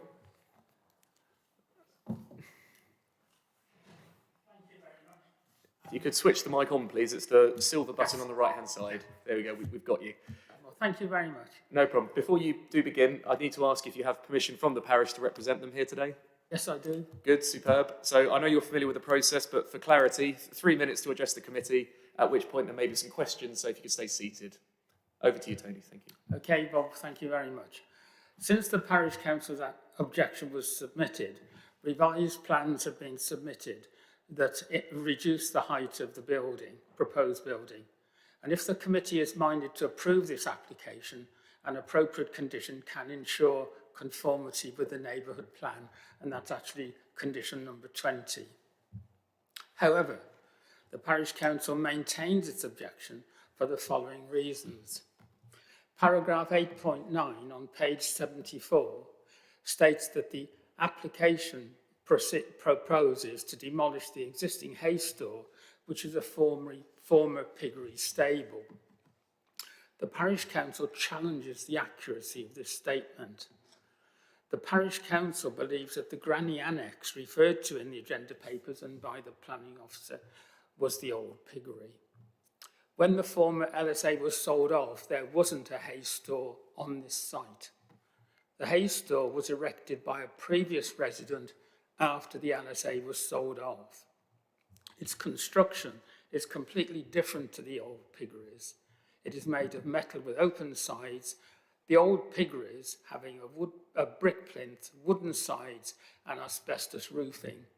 So the Parish Council does not accept that the proposed dwelling is on or adjacent to the site of the original piggery. Paragraph 8.15 on page 75 sets out policy GAL/2 of the neighbourhood plan. Point 7 states that the additional dwelling is set back from the roads, at least as far as the original piggery, but will not be placed significantly further back and within the built line identified on the maps that you've seen. The proposed building fails to meet this requirement. It is set closer to the road than any other building on the former LSA estate following the adoption of this neighbourhood plan, and would form a precedent that will be in contradiction with what the neighbourhood plan is trying to achieve. The proposed dwelling would compromise the openness and appearance of the immediate area by being so close to the road. And if this was repeated on other sites along in the whole area of North and South Road and Chalky Road, then that would alter the appearance of the whole area. So in summary, the Parish Council's position is that it believes that the proposed dwelling does not meet the test of being on or adjacent to the site of the former piggery as required by policy GAL/2 of the neighbourhood plan, and fails to meet requirement 7 of that policy. Thank you. Thank you very much, Councillor. I'll ask members if they have any questions of clarification from your statement. I do have one myself. Just going back to the question of the piggery, if I understood you correctly, the Parish Council's view is that there was a piggery on the site, the land settlement was sold off, the piggery was then demolished, a hay store built in its stead, and now any subsequent applications to build on that site shouldn't be seen as building on a piggery site but on a hay store site. Is that fair? No, I don't think that's right. Okay, I've misunderstood then. The hay store wasn't, well, the Parish Council believes that the hay store was not there when the LSA was sold off in the 1980s, but was subsequently built. And the old piggery is now what is referred to as the Granny Annex. Okay, I think I've understood. Thank you for clarifying. Councillor Williams and then Khan, please. Thank you, Chair. Through yourself, same point, but just to completely be clear, is it possible to have the map of the existing site displayed? Samaya, any chance you could put the map back up for us?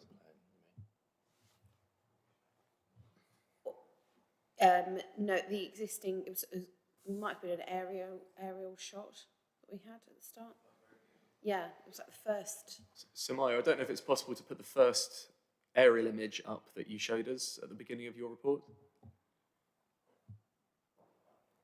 Yes, Chair, just bear with me, please. Let me do that. Just want to clarify, Chair, with Councillor Orji exactly where we're talking about. Can you see my yeah. presentation? Can you zoom in into the aerial photograph, please? Through yourself, Chair, to Councillor Orji.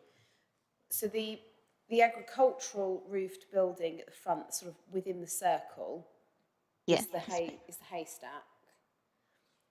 store, and the buildings behind it are the piggery. Is that correct? That's my understanding, yes. That would make sense, I have to say, Chair. I've never seen a piggery look like that before. To be fair. The Parish Council's view of where the piggery was is based on residents' knowledge of the site. And one of those residents is on the Parish Council themselves, and other residents have also agreed that that was the situation. Thank you, Chair. This follow-up question may be more for officers. Can I put it now, because it might mean some clarification with Mr. Orji. The neighbourhood plan refers specifically to the piggery. How do we stand if it was put together by the Parish Council on the basis that the piggery was that at the rear? Do we take our interpretation or their interpretation? Because I'm assuming, Councillor Orji, that you were referring, when drafting that neighbourhood plan, you were referring not to that hay store, but the buildings behind. Is that correct? Yeah. The Parish Council's view of where the piggery was is different to the description that you've got in the agenda papers. So that was your the spirit in which you drafted the neighbourhood plan? was for those rear properties? Yeah, the Yeah, granny yeah. annex, okay. Basically, when the LSA was built, the properties and the piggeries were all placed about 15 metres away from the road, so they formed a continuous set of buildings with a uniformity that isn't typical of open countryside, but far more widely spaced than an urban area. Okay, thank you. So we know the motive of the parish council when drafting it. So officers, can you please give us some advice? Obviously, the spirit of the plan. Sure, perhaps it might be useful if officers could indicate on, I mean, I'm assuming it's this map we're looking at now on the screen, as to which map the officers were using when making their recommendation to us today in terms of the location of the piggery. Yes, thank you. Through you, Chair. So this is map 2 that is included in the neighbourhood plan, and the green dot here is where the hay store would have been. So the former piggery would have been. So with regards to the outbuildings, these are the outbuildings that were behind the former piggery. So when officers are making a decision of where the former piggery was located or is, we would look at this area here. Just to give you some additional information, I'm not sure if it's going to be helpful, but the applicant did explain that the piggery, which was along this location here, had an outshoot, which was then demolished 15 years ago, and then a carport, which carport was built in its place, but then the section of the piggery, which is currently in situ, was retained, and then later, within that period of time, was used as a hay store and remain as a hay store since then. But before that, it was a piggery.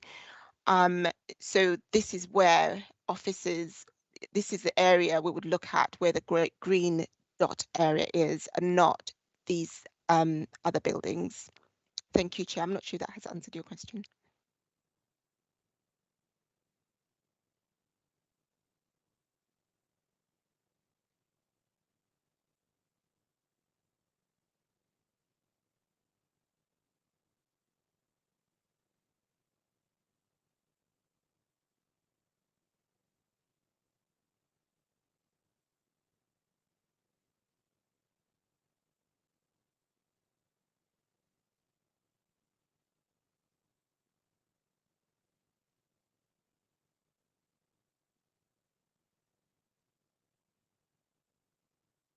Piggery is basically where the granny annex is now. So there is a difference of view there. No, thank you, Councillor. I think that does, well, that clarifies how the officers come to their recommendation, also clarifies the parish's objection based on the location. Yeah, so I think we're coming from different points of view in the sense the officers look very much at that plan. That's a fair approach to use, and I quoted what the parish council believes is a historical case. Okay, I think that's hopefully clarified where the discrepancy is between the parish and the officer's view. If that makes, or did you want to follow on that point? Thank you. It does. What I'm not clear on is the neighbourhood plan specifically refers to the piggery, and are we interpreting that policy on the basis of the local knowledge of where the piggery is, or where the officer believes the piggery is? I'm not quite sure where we're actually applying this policy now. My understanding would be that the map we're looking at now is part of the adopted neighbourhood plan, so that's what officers are working from. But I don't know if Phil perhaps could weigh in on this. Yeah, through you, Chair. Yeah, obviously this is an adopted plan within the neighbourhood plan that has been made, so we have to give that full weight. Obviously, historically, as we've heard from the parish, is perhaps that possibly the piggery was behind there, but we've got a clearly marked plan here which shows where all the piggeries are considered to have been positioned within this area, and we have to take that as part of the assessment when these applications come forward. Yeah. No, thank you. I think that's important because obviously is a key consideration we're going to be looking at today is whether this is conforming with the neighbourhood plan policy or not. Councillor Martin Khan, please.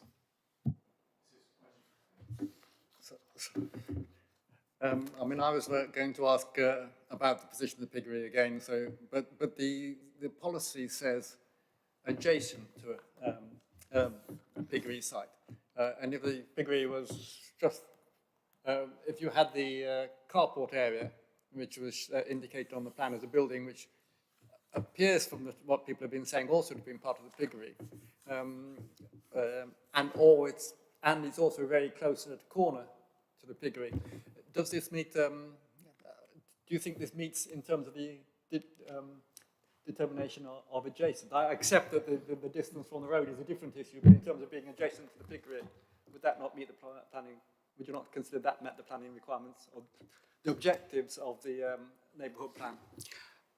The policy says on or adjacent to, and obviously adjacent is a word that needs to be interpreted, and the parish council have interpreted it.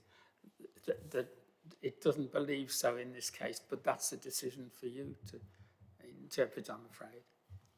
Yeah, okay. I think, again, that's an important point to clarify. Councillor Harvey, please. A question for Councillor Orji. Yes, thank you, Chair. We're just questioning really whether the parish council would accept that, looking at that map, it seems that if the piggery originally was where the annex is, rather than where it's shown on the map, that would be sort of anomalously further back from the road than the other piggeries, which I assume are the other green dots along the same line. So that was one point. And I suppose just towards the end of your piece, Councillor Orji, I think one of your worries was that this could set a precedent for other people to sort of muddy the waters in terms of where the piggery actually used to be. But I mean, I suppose as long as we're clear that this decision, whatever it is, would be made on the basis of where we believe the piggery is, rather than it kind of creating a precedent for buildings to be a certain number of metres from the road. I can't really see that would be a worrying precedent, because the number of cases where it isn't clear where the piggery used to be is going to be quite small, I would imagine. Well, there are two parts to that. One of which is that when I looked at the map myself, I thought it was unclear. That there seemed to be a difference between the exact point of the green dot on the plans, the maps that you've seen, and what local residents and parish council have said about where the location of the piggery was. That's why I circulated that map yesterday to members of parish council to see if there are any further comments about it. And I think it's unclear, I think is best. But that's separate from the issue of the position of the house. In a sense, because, as I said, when the LSA was formed, all the houses and piggeries were about 15 metres away from the road, and that created an appearance. And if there's a precedent set where houses can be built much closer to the road, and that is then taken on by further applications on other sites, if that happened, then that would begin to change the appearance of the whole area. So the two are separate, in a sense. So just for clarity on that point then, so the parish council's view would be that because the house is built further forward than the line of the existing piggery, wherever that may have been, and is technically out of line with the neighbourhood plan policy, the parish's view, even though the officer has explained that on balance it is the best location for a house on the site, regardless of the neighbourhood plan policies, the parish's view that regardless of best location or amenity space, it should be refused purely on the fact it's in contradiction to the neighbourhood plan policy. Yeah, that was one of the specific reasons we put forward. Okay, thank you. That's clear for me. Members, any final questions for the parish councillor? If not, we will go to the debate. So, Councillor Orji, thank you very much. We appreciate you taking the time to come in and speak to us this morning. Members, okay, we have no further public speakers, so we will be moving on to the debate section of proceedings. So this is an opportunity for members to put forward a view if they've come to one, or equally to ask officers any further questions of clarity if that will help make their minds up. So, members, I will hand over to yourselves. If anyone wants to kick us off, Councillor Martin Khan. I can understand the concern about breaching any of the conditions on the policies of the neighbourhood plan, but I think looking at this, it is broadly meeting the objectives. It is an unusual site. I would regard being diagonally near the piggery to be, in my terms, adjacent. The question is whether it's further forward than the line of the piggery. Well, the other piggeries are set back about that position, and it seems to me that to be further back would be out of keeping. So that seems to be the best location in terms of that site. Now, the other question is whether it's too close to the road, and that seems to be the biggest objection. And that has to be set against the fact that you're demolishing a hay store, which is not really an attractive, it's a modern building of not very attractive. And the new building would certainly be much more attractive than what is being replaced. So there's a benefit in that way to set against the fact that it's a bit closer to the road. I would regard 8 or 9 metres as set back quite a long way from the road. It's not 15 metres, but not in this. These buildings are quite far apart. It's a much more open appearance than we might say in an urban area where the building line is very strictly adhered to. And my general feeling is it probably keeps the character in the general sense or that it was intended. If we start, my general feeling is that we should approve it. We went through the neighbourhood plan. We agreed the policy to have additional houses in a similar style. And it broadly, I think, meets that. What with the problems of amenity space, this, I think, is the best deal that we're going to get. And it's probably worth, my general feeling is that we're going to support this proposal. Councillor Williams, please. Thank you. Thank you, Chair. I'm actually finding this one, I think it's quite difficult in the balance because I have to say the Abingtons, when they've come to us, have always been very reasonable applications and supported things, and as well as they take planning very seriously and do it very well, and they've spent a lot of time and effort putting together the neighbourhood plan. We've always referenced what support that is for us in decision making, and I'd say we're normally inclined to give it as much weight as we possibly can as a reflection of the local views. I have to say I have sympathy with the location of the piggeries being the long run behind. To me, that seems more in keeping of what I would expect a piggery to look like rather than what is being there, but mindful of the advice given by officers that it's literally where that green dot is. As much as I may agree with the parish council, that's not something that I can take into consideration if I've got to go where the green dot. I agree with others that it's important, whatever development we have, that there is residential amenity. We've got to think of the future residents as well as the existing residents. And I do hear very loudly the concerns about precedent.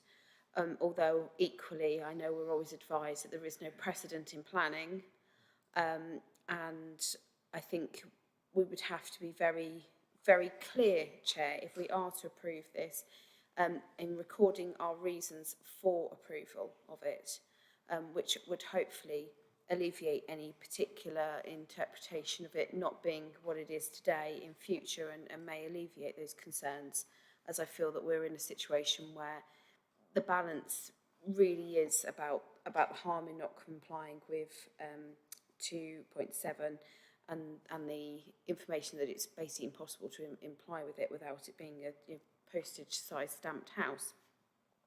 So I would like us to be very clear that that is our reason, is that because we do not believe that there's any other possible layout that would permit the development here, and that record our concern of its proximity to the road, but on planning balance, we appreciate that there are constraints of the site, and that is why we are willing to step away from 2.7, if that's possible, and make that really, really clear.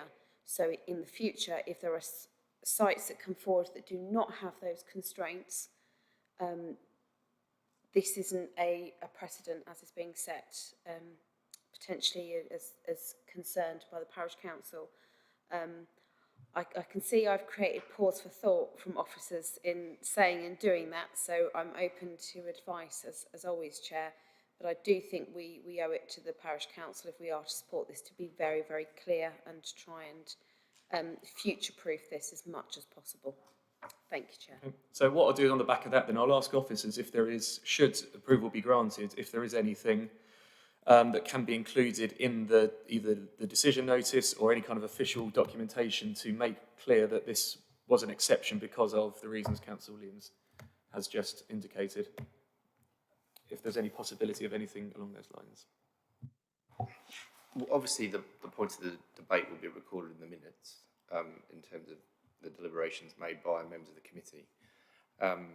Whether that's then relevant to the decision notice, I'm not quite as convinced. You could potentially, at best, probably put an informative, but obviously the nature of the debate and the reasons that you arrived to your decision would be recorded as part of the minutes of the meeting. So I'm not sure there's any value in adding anything to a decision notice if you were minded to approve, although noting the areas of potential concern that have been raised. On that point, I will say my only observation on this scheme, and notwithstanding, obviously we're satisfied that the proposal meets with the general thrust of what this policy is about, is that the size of the site is obviously dictating where the position of the dwelling is. Whether there's scope for that site to be increased, I don't know, which would allow for potentially then looking at the siting of the dwelling within the scope of that site. But obviously we've taken the scheme before us. We consider that it still protects the open rural character, notwithstanding the building line that is contrary to 0.7 within the adopted neighbourhood plan policy that's been referred to. Thank you, Chair, and I appreciate that we want to get to a decision point on this, but so we've been shown the site plan. Was it, forgive me if I've missed it, was it shown what is in control of the applicant? So the red or the blue line, I never remember which way around they are. So the application site's the red line. I'd have to ask Samaya to go back to the location plan with the scheme to know what blue land was. Yeah, just taking on board what you just said about, we're basing our decision here on site constraints. It would be very informative to see the blue line, whether they're real site constraints or fabricated ones. Well, I think Samaya's just displayed that for us here. So this is the blue line, which is in the ownership of the applicant number 33, and then this is the red line showing the parameters of the proposed development, of where the proposed development will be. Thank you, Chair. Sorry.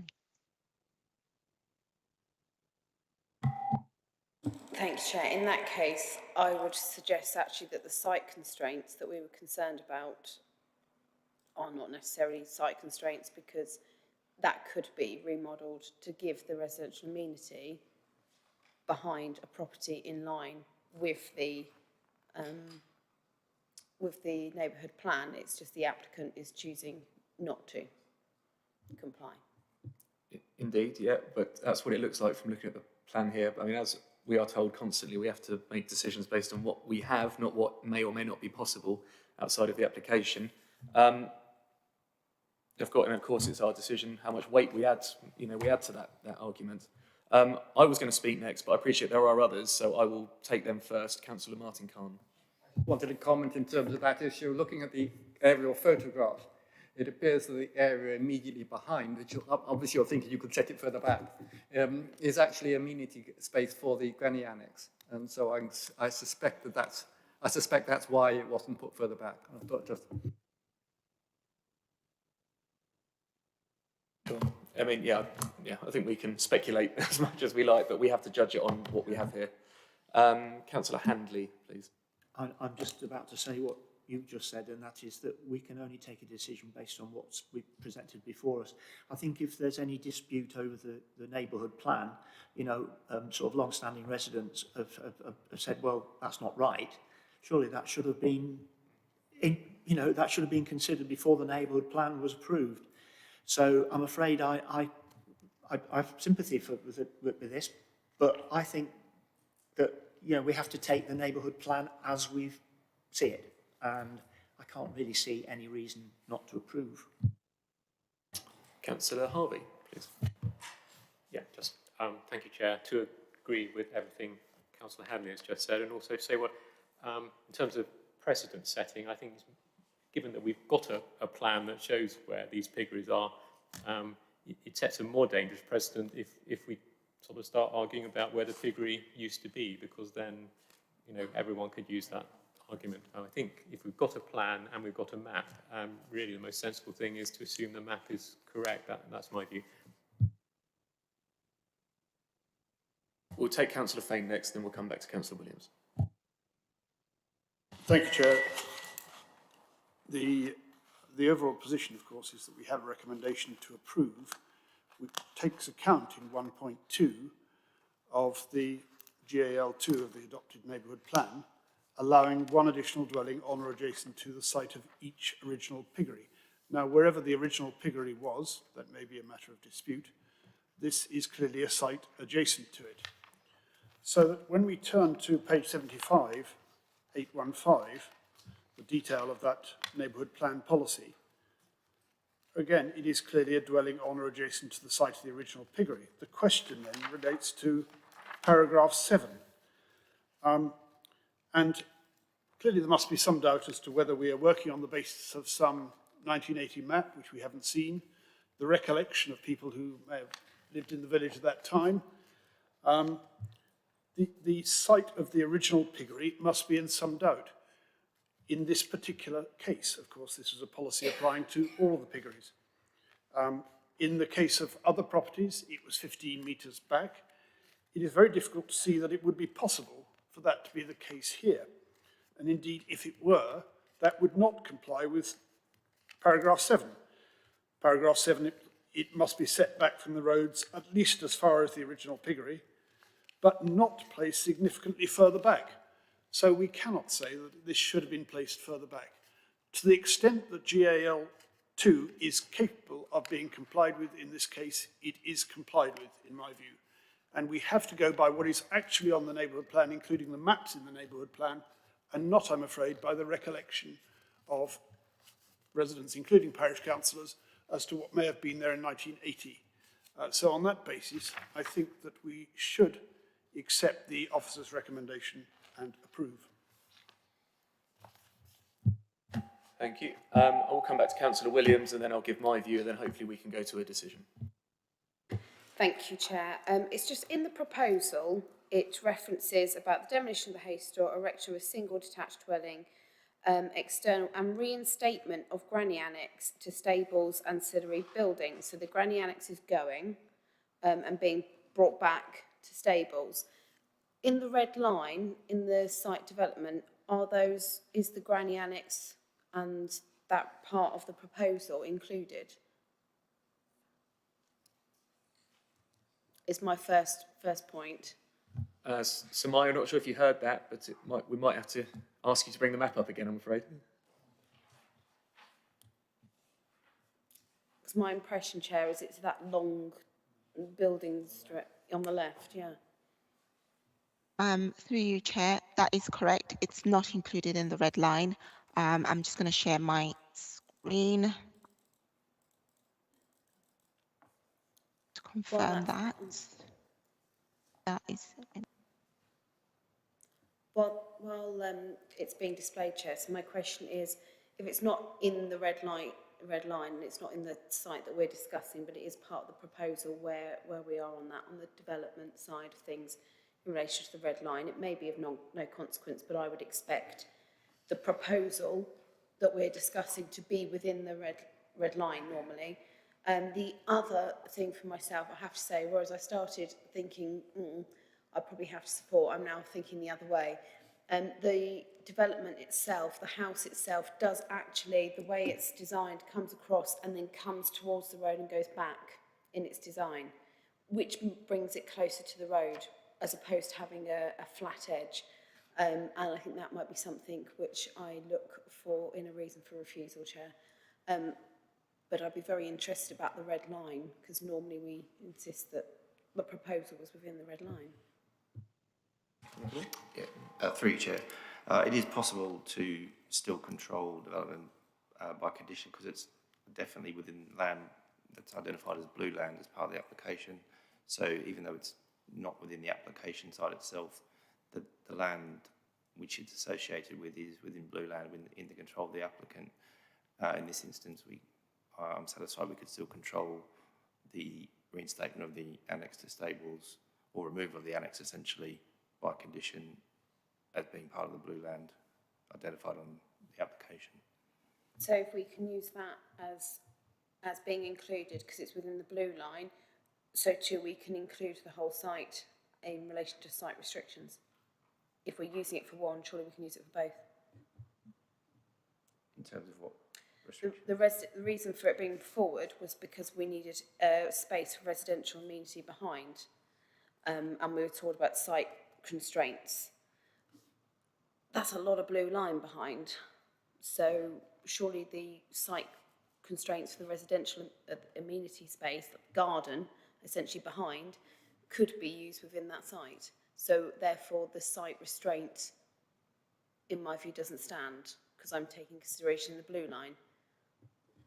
I think because there's a specific building that's identified within the blue land that contains the annex, it's quite clear as to, and that plan is provided as part of the application, it's quite clear that that is the building that would be identified to be altered back to stables, whereas a garden area at the moment, if we were to arguably extend the red line, which would form part of the application site itself, that becomes an arbitrary line which isn't defined, whereas we have got a specific building which is defined under the application and within the blue land. So we haven't got a line that we can draw and say, well, that's now your new application site for where the development will take place.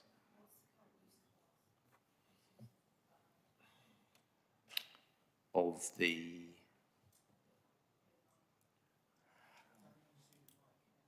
Sorry, I thought we still. What's the current class of that land behind?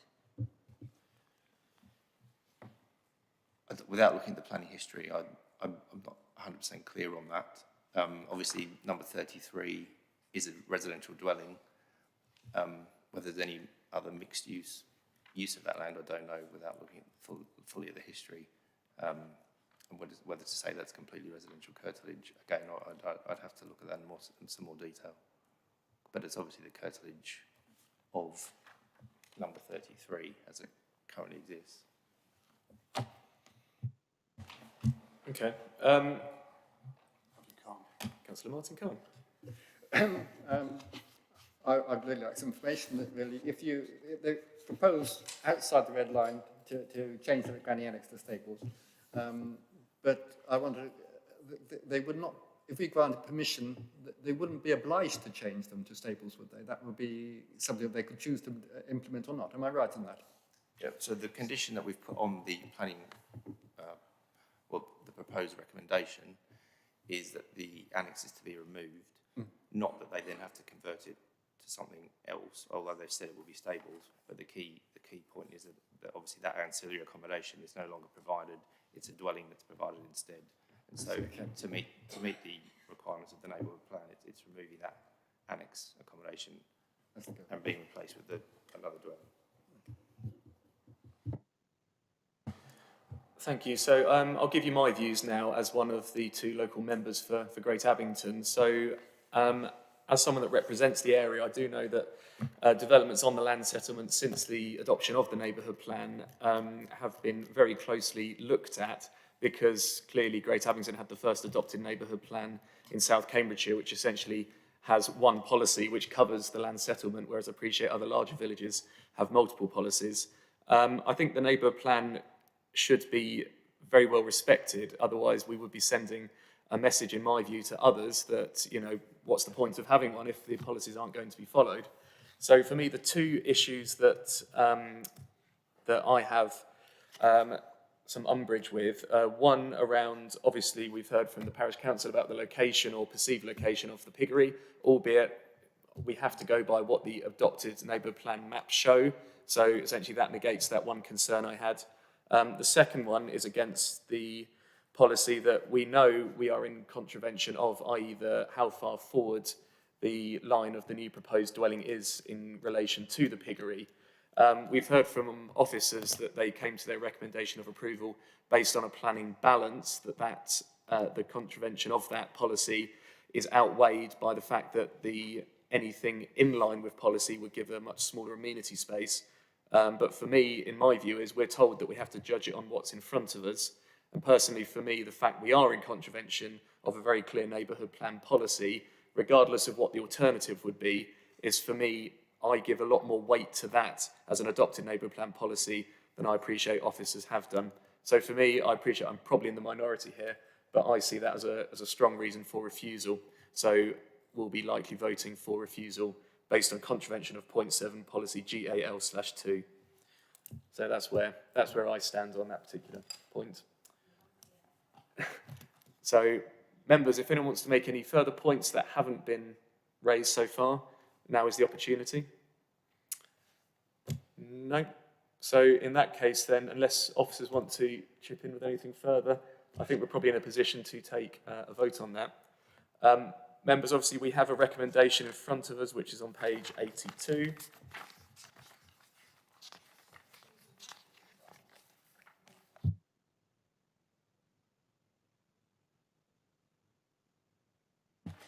Yeah, so we'll come to if people are minded to vote against, the reasons for refusal, but currently we have a recommendation to approve, subject to the planning conditions below, albeit we have had some dissent from myself especially as to that. So my one reason for refusal, should it be voted down, would be contravention of point 7 GAL2 in the neighbourhood plan policy.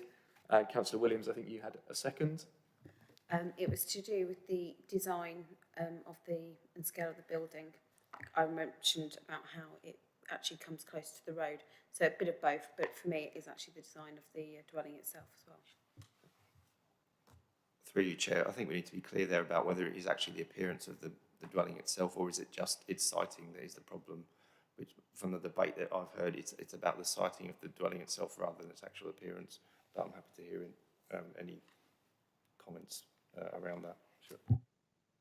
Yeah, for me, the appearance was an issue as well. It might not have been for Councillor Batchelor. The fact that if you look, if it was a sort of straight, flat edge, whereas opposed the design of it is it actually comes out and intrudes further. It's hard. I'm trying to draw it in the air. So for me, that design is not helpful to the situation, the compliance of the policy either. And actually, the appearance that it would have, it would appear like part of the building is coming out towards the road, which I don't believe is right. But if you want to go on one policy, that's fine. I'm just making my point as ever, Chair. Sure. I mean, personally, for me, it was just the contravention of the location rather than the design. And for me, that would be enough to refuse it on. But if you're content with that, we can carry on that basis. Sure, yeah, we can. I don't think it will make much difference, but I mean, I think we're now in a position where we can make a decision. So, members, we've heard the reason for refusal. Should members be minded to refuse? And obviously, we have the reasons for approval listed in the papers, beginning on page 82. So, I'm going to take a recorded vote on this. Erin, if you could set that up.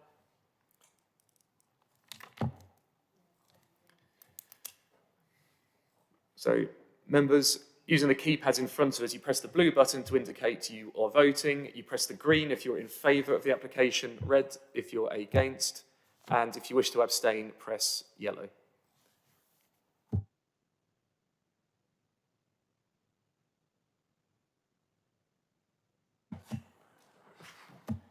Well, I think we will now need the draft wording, I think, Phil, as reasons for refusal, because we are tied 3 votes in favour, 3 votes against, and 2 abstentions, which will likely mean I have to use my casting vote as chair, which I'm chuffed about.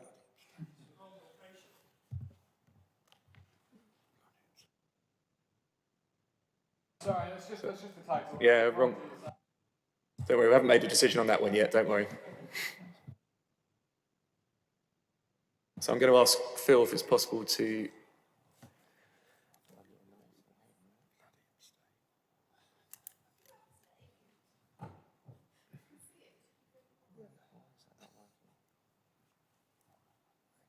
So we're just trying to display the reasons for refusal, or reason for refusal.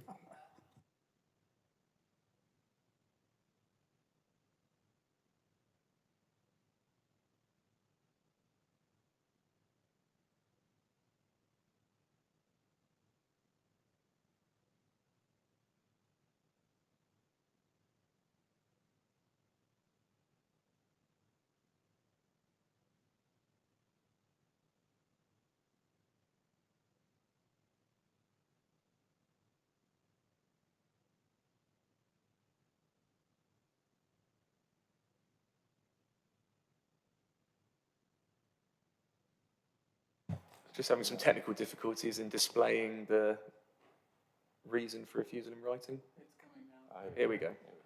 Okay. Phil, did you want... Yeah, please, if you could. Through you, Chair. Fine. Okay, so I've got some draft wording here. We can finalise any minor details, but generally, based on the debate that's happened, the proposed dwelling, by virtue of its siting forward of the building line of the original piggery, would result in a form of development that is harmful to the character of the area and out of keeping with the open and rural character of the land settlement estate. The proposal is therefore contrary to point 7 of policy GAL/2 of the Great Abington Land Settlement Association Estate Neighbourhood Plan and policy HQ1 of the South Cambridgeshire District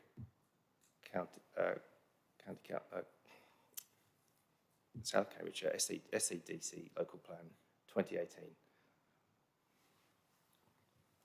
So that would be the reason for refusal. Should I use my casting vote to refuse? As I voted for refusal initially, I'm going to be consistent with that and use my casting vote to refuse. So based on that reason we're looking at on the screen, that application is now refused. So thank you very much for everyone who took part in that debate. Thank you, Councillor Orgy, for taking the time to come in. We appreciate your input there. With that, members, it is 12:30. I think the next item will take quite a long time. So I'm going to propose we break for lunch now for half an hour, coming back at 1:05 by this clock here. And we will then take the final item on our agenda. So apologies to everyone that is waiting. I appreciate it's the last item on the agenda, so we appreciate your patience, but we will now break for half an hour, and when we come back, we will be taking the combatant item. Thank you very much.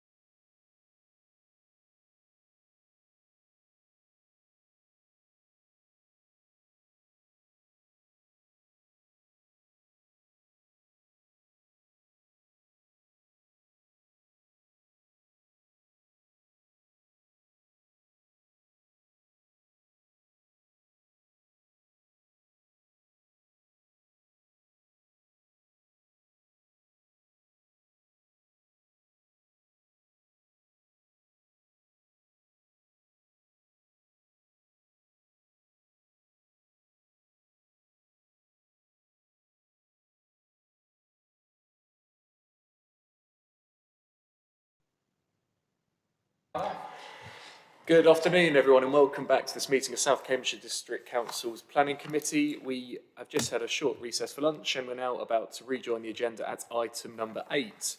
That is on page 89 of our agendas, and the application is at the land to the rear of 64 Barton Road, Comberton.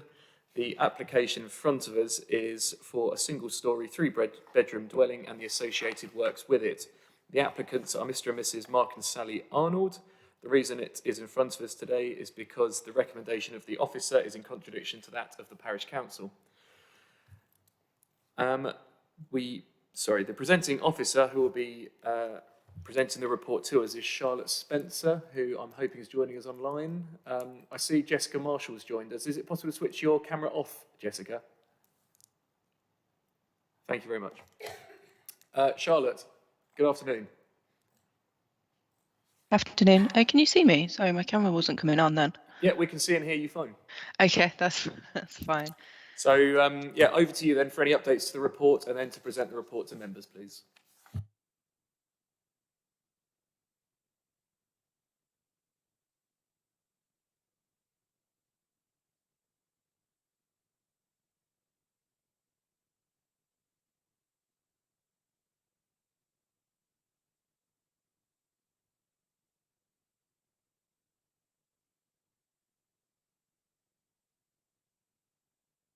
Okay, so the only update is that I noticed in my report that there was a typo regarding one of the site histories reference numbers, and it should actually be S/0564/15/FL. So this is for an application for a single-storey, three-bedroom dwelling house to the rear of 64 Barton Road in Comberton.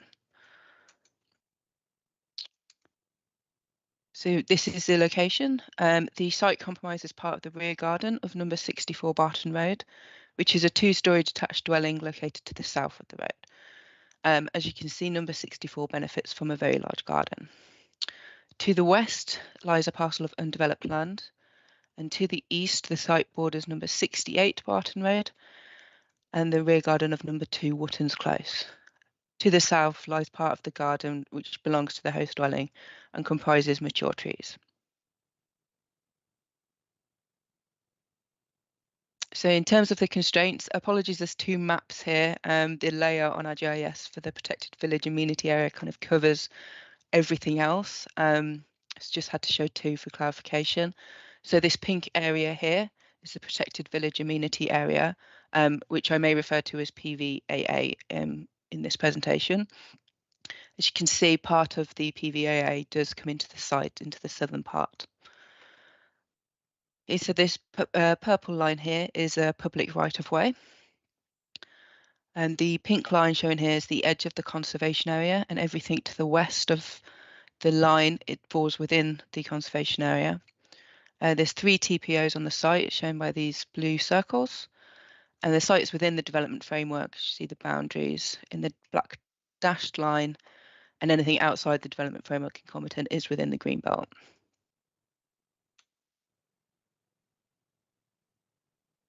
So there has been some site history on this site that's relevant to this application. This is actually the 3rd application for a new house on this particular site. This is the first one. It was refused in February 2016. It was refused as it was considered it would have an adverse impact on the character of the area and conservation area and would harm the tranquility of the adjacent PVAA. It would result in a detrimental impact on the condition of the adjacent oak trees, and it would not make adequate provision to preserve the residential amenity of the occupants of the dwelling. This application went to appeal and was subsequently dismissed. The inspector considered that it would have a detrimental impact on the character of the area, conservation area, and PVAA. However, the amenity of future occupiers was acceptable. So the second application on the site was refused by committee on 20th of June 2019. In this case, it was refused as it was considered that by the virtue of its siting, scale and massing, the dwelling would significantly erode the relatively open and undeveloped nature of the application site and the semi-rural quality which is significant to the conservation area. And it failed to preserve or enhance the character of the appearance of the conservation area and would harm the tranquility of the PVAA. Just to make members aware, the applicant did seek pre-application advice for the current proposal in 2021. Officers were mostly in support, subject to further details regarding materials, access, trees and ecology. So if you bring you on to the proposal in front of members today, so the new dwelling would be located here. It's about 60 metres to the south of the host dwelling. The site would be accessed by the existing driveway to the host dwelling, but this would be amended. A parking area has been provided to the rear of the existing garage. This dashed line here, grey, which I've zoomed in and made purple to make it clearer, shows the line of the PVAA. And as you can see, no built form protrudes past this line. And a 1.2 metre high post and rail fence would be used as the southern boundary treatment here.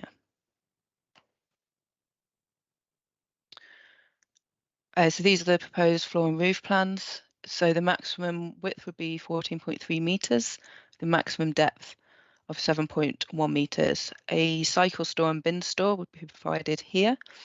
A courtyard would be provided here to allow light into some of the rooms. And the flat roof would be a green roof. So these are the proposed elevations. So the dwelling will be 2.9 metres high with the flat green roof, with an additional 1 metre high chimney. This elevation here shows the dwelling from the south. So looking at it from the PVAA, you see the existing dwelling is being shown behind. This one's coming from the north, so the view from the existing host dwelling, but they have also shown the outline here. The east elevation would be the kind of elevation from the public right-of-way, and it does demonstrate how the height of the dwelling would be in relation to the height of the existing fence here. It would only just come up about 0.4 metres higher, not including the chimney, which is just project a bit higher. And this is the west elevation, and as you can see, there is a difference in ground level between the public right-of-way, which is where the fence starts here, and the ground level of the site.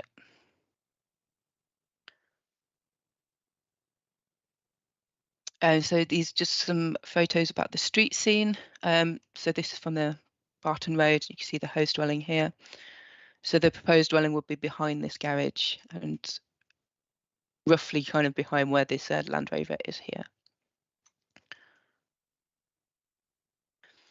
So these are photographs taken from the public right-of-way. These were taken in October, if you're wondering in terms of the foliage of the trees. So this one's further north along the path, and each subsequent photo is going a little bit further south. So you can see the house being visible here, the existing house, sorry, and the height of the fence. A bit further south, you can see the existing house through gaps within the trees, but further along, it becomes less visible. So these are some site photos that the applicant submitted as part of the design and access statement. So again, this one's just coming from Barton Road. Number 2, as you can see here, is just by the side of the garage along the public footpath. Number 3 is the view towards the PVAA from the host dwelling's garden, so the house would be roughly here. Number 4 is coming from the western side, looking across here. Don't think it's overly clear from this photo, but you might be able to tell the difference in land level there. Number 5 is the view from within the PVAA, looking to the house here. And then this is just another one along the public footpath.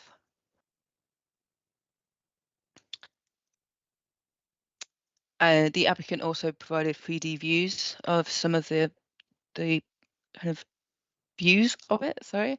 So this is showing the difference from the view from the public right-of-way. So you can see they're opening this up a bit to provide parking, but putting a fence along here. You can see the proposed house just beyond, just a little bit there. From Barton Road, you can tell that it's not going to be overly visible in this section. I mean, and I'm aware the car's in the way, which may be causing a problem there, but with the slight change here. And this is an image they provided, which shows the views of the house from looking if they're from the neighbouring dwelling. So the material considerations are the principle of development, the design layout and scale, including the impact on the conservation area and the impact on the protected village amenity area, residential amenity, trees, biodiversity, water management, highway safety, parking provision, and sustainable design. Officers recommend approval subject to conditions as outlined in the report. Thank you, Chair. Charlotte, thank you very much for that presentation. Members, we have a full raft of public speakers today, but as usual, I will offer members an opportunity to ask any questions of clarification of the officer if anything was unclear from her presentation. Councillor Williams? Thank you. And the previous versions of this were referred to. Did you say it was committee that decided on these applications or officers? Committee decided the 2019, which was contrary to officer recommendation. The first one, 2016, that was a delegated decision for refusal. It's only because there wasn't a meeting on the 20th of June 2019. Do you know when the meeting was? Not off the top of my head, it'd probably be a bit before then. Sometimes there's a delay in the decision being issued.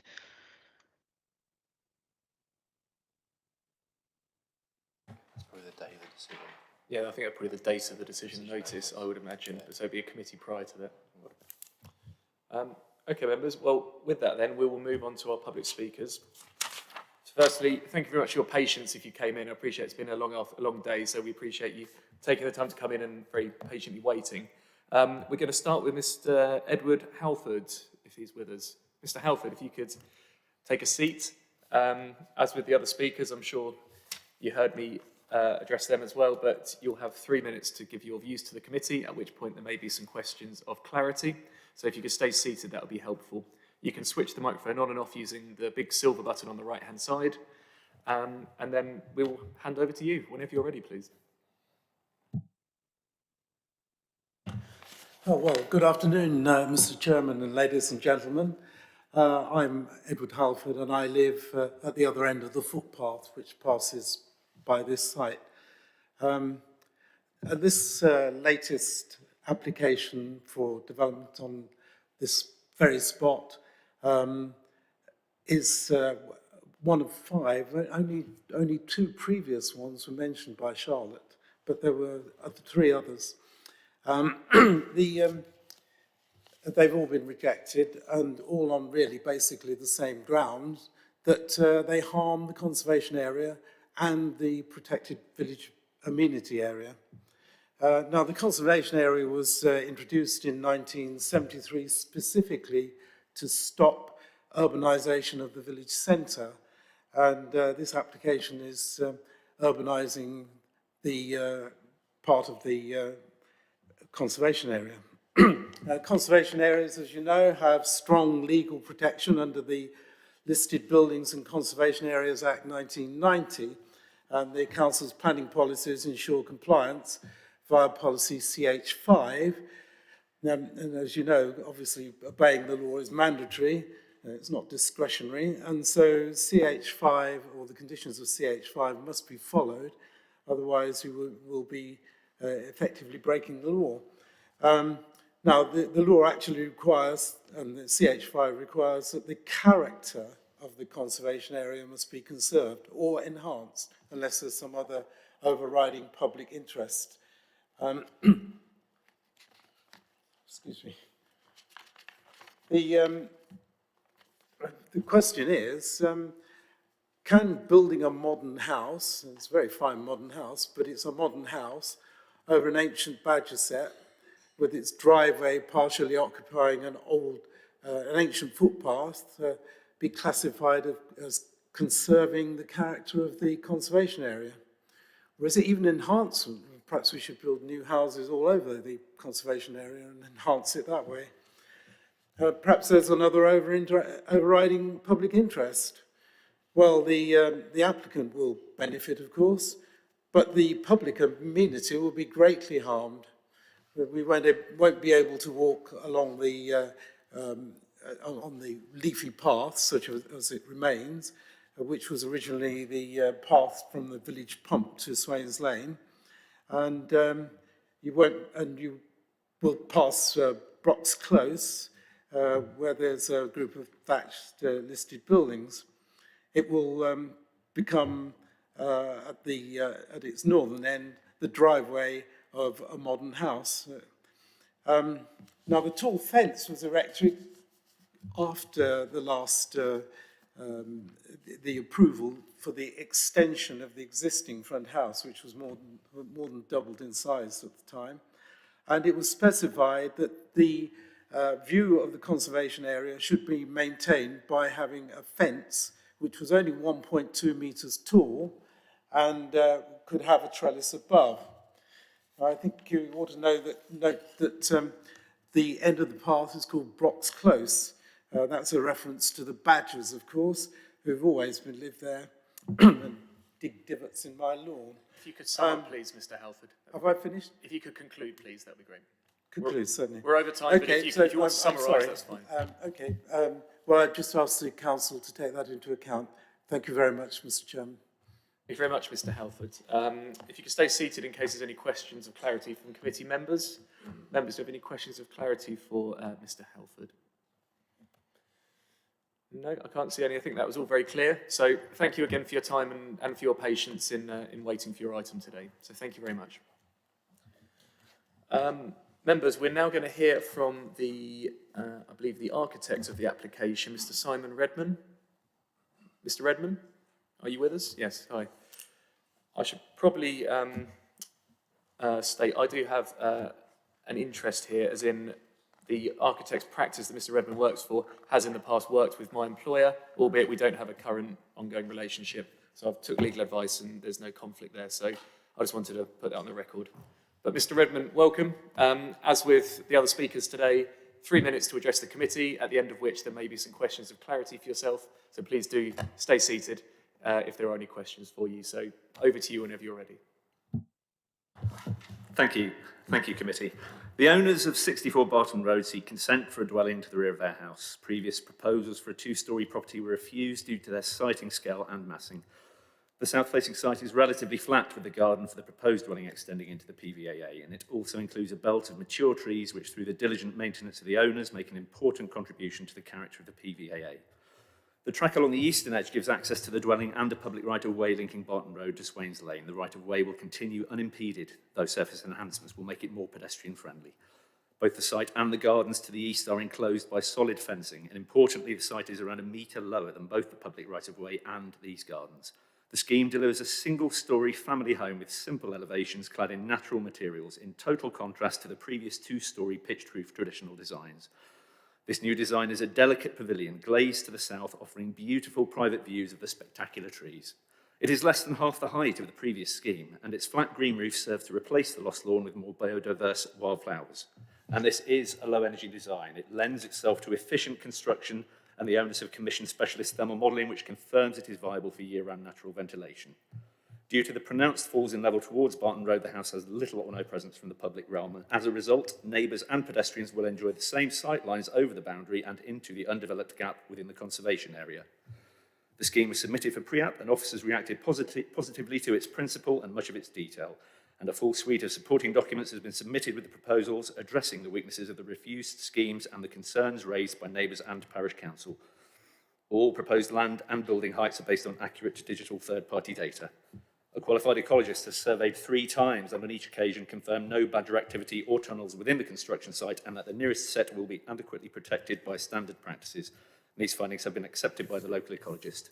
A tree survey establishes no harm to the mature trees, and this assessment has been accepted by the local authority tree officer. Environmental health and the drainage engineer consider the proposals to be acceptable. The MAP team has no objection to the proposals in relation to the footpath as long as it remains open and unobstructed, and highways have also been satisfied that all necessary criteria have been met. To my mind, the Conservation Officer's views on the proposal's impact carry significant weight. They confirm no impact on listed buildings, that the house will have an appropriately sized garden, that the design preserves the character and appearance of the conservation area, that materials are appropriate, that no conservation conditions are required, and that the proposals are compliant with policy NH14. So to conclude, this is a desirable low-energy dwelling aligned with the authority's aim to enhance residential building stock. It protects and preserves the green gap generated by the large plot, whilst at the same time avoiding adverse impacts upon the conservation area, PVAA and neighbours. Extensive submissions by the professional consultant team have all been endorsed by the local authorities, officers and consultees. The recurring local objection stating that building next to a PVAA is illegal is inaccurate. Full policy states that development adjacent to a PVAA will not be accepted if it would have an adverse impact on the character, amenity, tranquility or function of the village. It is our view that the consistently positive consultee responses demonstrate that the proposals will avoid any such impact, and as such the policy is satisfied. Support across the board from South Cambs, combined with our targeted response to all concerns relating to previous proposals, clearly demonstrate full policy compliance with a sustainable, elegant and unassuming piece of architecture. And based on this conclusion, I'm under no doubt that this proposal should be approved. Thank you. Thank you very much for that. Members, if you have any questions of clarification for the architect of the scheme, we have Councillors Fain and then Martin Khan, please. Thank you, Mr. Redmond. I just wanted to ask you to confirm what you said. I think I understood Mr. Halford, who spoke before you, to have said that this would be a modern house over an ancient badger set, and that the path to Swain's Lane would be lost. You said that the nearest set would be adequately protected and that the public access would be retained. Yes. That's correct. The consultant ecologist has surveyed 3 times. They identified the major badger set, which was around 19 metres from the site boundary. They also identified a small entrance alongside the boundary fence, which due to its recent appearance and minimal amount of spoil was deemed to be minor and suggestive of a short length of excavation. He also was of the view that it ran parallel to the fence and did not extend underneath it. So, and he's also suggested that some observation could be carried out pre-construction and enshrined in condition to further evidence that. But it's his professional opinion, which has been ratified by the ecologist, that there is no set under the development site. And in terms of the right-of-way, the right-of-way will continue. It's simply that the northernmost part of it will pass alongside the development and 64 Barton Road, and obviously there will be surface enhancements with permeable material and bound material next to the highway. So it will be maintained and kept open in permanence. Thank you. Councillor Martin Khan. So I was going to ask what the, how the building, because of the concern about the badger sets, how is what sort of foundations are you going to be providing? Will it be a slab foundation or an excavated foundation? Because that obviously might have an effect, were there to prove to be a badger set at a later date. Clearly, the other legislation covers disturbance of badgers, which would come into force at that sort of situation.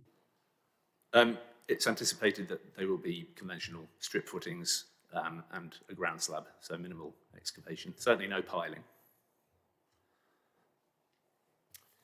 Thank you. Members, any final questions for Mr. Redmond? One of the concerns that was expressed in the comments was that the soakaway will be quite close to the badger set, much closer than the 19 metres. And that, since it's quite a lot of excavation, might cause problems. If necessary, could you place the soakaway at a different location? Absolutely, yes. The soakaway location will be determined by those criteria, and it will be, it has to be a certain distance from the dwelling as well, so it will be in the area between those constraints, if you like. Yes, but it is in the direction towards the badger set. I mean, could, for instance, you put it underneath the car parking area? Would that be, and would that require separate planning approvals? I'm just wondering whether there's any flexibility about that. There is flexibility, yes. and I don't believe it would need new planning. The Sustainable Drainage Officer doesn't consider it of sufficient size to impose any specific conditions on it, and they haven't asked to see details prior to consent. Okay, thank you for that. If there's no further questions for Mr. Redmond, we'll say thank you very much again for taking the time to speak to us and for coming in and for being so patient in waiting. So thank you very much. Well, thank you. Okay, next we are joined by a representative of the Parish Council, who I believe is joining us virtually. Do we have Councillor Jessica Marshall from Comberton Parish Council? You do, thank you. Good afternoon. Hi, good afternoon, and thank you for joining us. First question I need to ask is, do you have the permission of the Parish Council to represent their views here today? I do. Good start. So, as with the other speakers, Councillor, we'll give you 3 minutes to address the committee, at the end of which there may be some questions for yourself, so if you could stay on the line, that would be helpful. Thank you very much. The site is a site of interest to the Parish Council, not only because it has been subject to multiple planning applications in the past, which have been refused, but because it is situated partially within the PVAA and on the edge of a conservation area within our village. The centre of our village has a PVAA which is called the Green Lungs of Comberton, and this runs all the way from the north down to the south in the conservation area on Swains Lane. And the aim of the Green Lungs is to provide the village with this nice green belt part of land which brings wildlife right into the centre of our village, including, as has been mentioned, a very ancient badger set, which is immediately adjacent to this site. We are very concerned to disturb this badger set, and we hope that that is something that will be taken into full consideration. Also linking the northern part of our village to the southern part of our village are some very ancient footways, and this footpath is one of these. It's a green footpath. It is well used. It has wide grass area in this part of it, and until recently also enjoyed views over the PVAA part of the village. More recently, fencing has been erected, which does partially obscure some of this view, and that is shown in this application. And the application shows that the dwelling will exceed the height of this fence. The other area of concern for the Parish Council is that the path, proposed public footpath, will be running over the driveway of this new dwelling, and there is therefore no space for a car to adequately pass by this footpath, and putting another dwelling in this area is going to add to a dangerous situation, bringing more cars onto this public right of way, especially once you consider things such as wheelie bins, etc., on this footpath area and cars moving around. Another area of concern is that on the plans it's shown that heat pump will be within the PVAA, and we are very mindful that that should be brought to your attention. We are also concerned about the the trees, significant trees on this piece of land, and they are part of the development easing into the conservation area. We are concerned that building near to these trees is going to have an adverse effect on them, and that the root system is going to be quite large. As a parish council, we have received petition from local neighbours in Wootton's Close, and I want to bring that to your attention because there is significant objection to this planning application, and it is not the case that there is significant desire to have it here, although there have been some positive comments as well. Councillor Marshall, if you could sum up, please. We're over time. Okay, thank you very much. So those are the factors that I wish you to consider with this application. Thank you very much. Great, thank you very much, Councillor. Members, do you have any questions of clarification for the Parish Councillor? No, I don't see any. So again, Councillor Marshall, thank you very much for taking the time to speak to us today. With that, members, we will move on to our final public speaker, who is one of the local members, and I believe is also joining us online, Councillor Lisa Redrup. Are you with us, Lisa? Yes. Hi. Hi there. Yeah, we can see and hear Hi. you fine. Thank you for joining us, and thank you as well for being so patient in waiting for your slot. So as with the other public speakers, you have 3 minutes to give your views to the committee, at the end of which there may be some questions of clarification for you from committee members. So if you could stay on the line, that would be great. So please, whenever you're ready. Okay. Thank you very much, and thanks for allowing me to speak. I'm here to represent some of the views that I've been sent.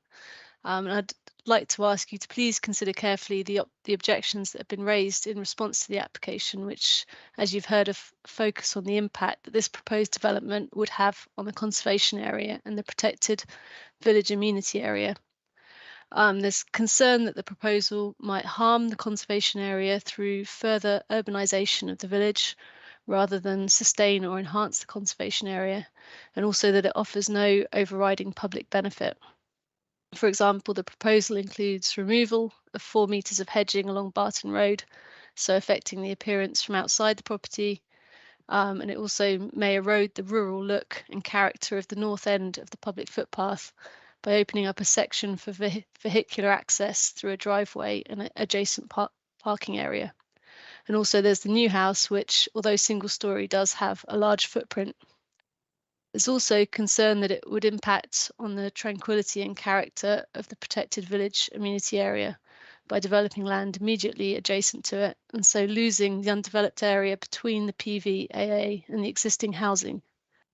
The southern edge of the new house is planned to be directly along the boundary of the PVAA, and as we've already heard, the soakaway and air source heat pump are planned to be within it.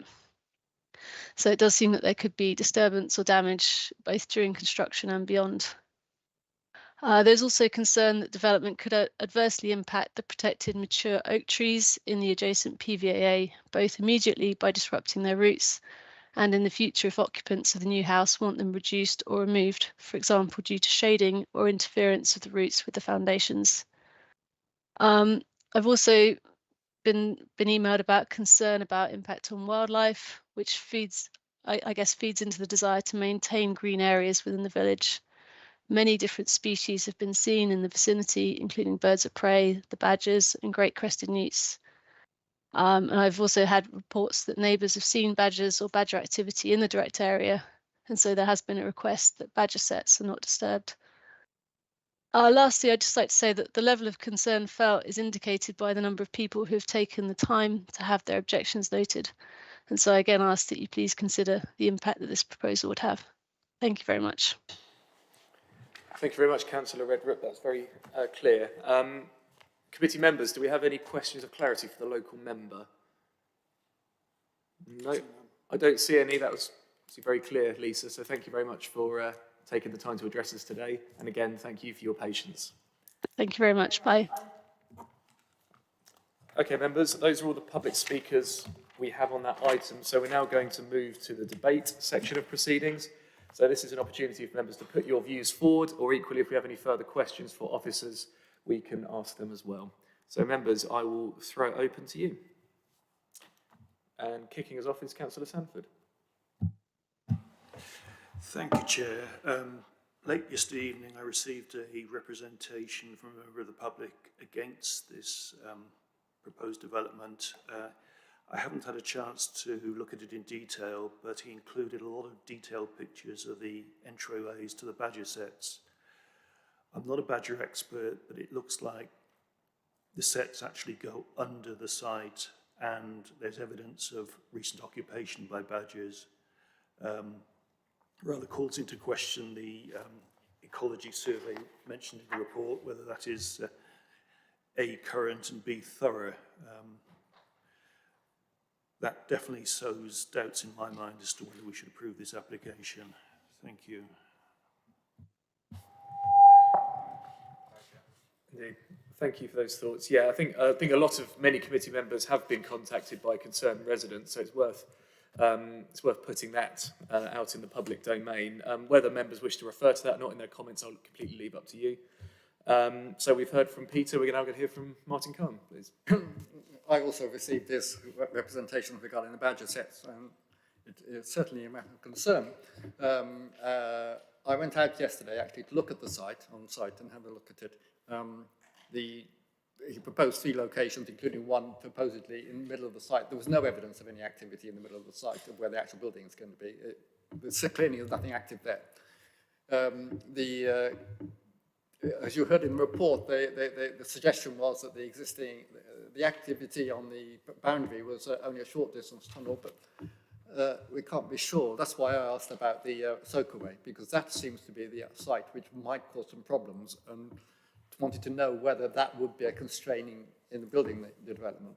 It appears that it wouldn't. I might want to have advice from the planners whether if they change the soakaway location that would require separate planning permission or approval. But I think we need to take concern about that.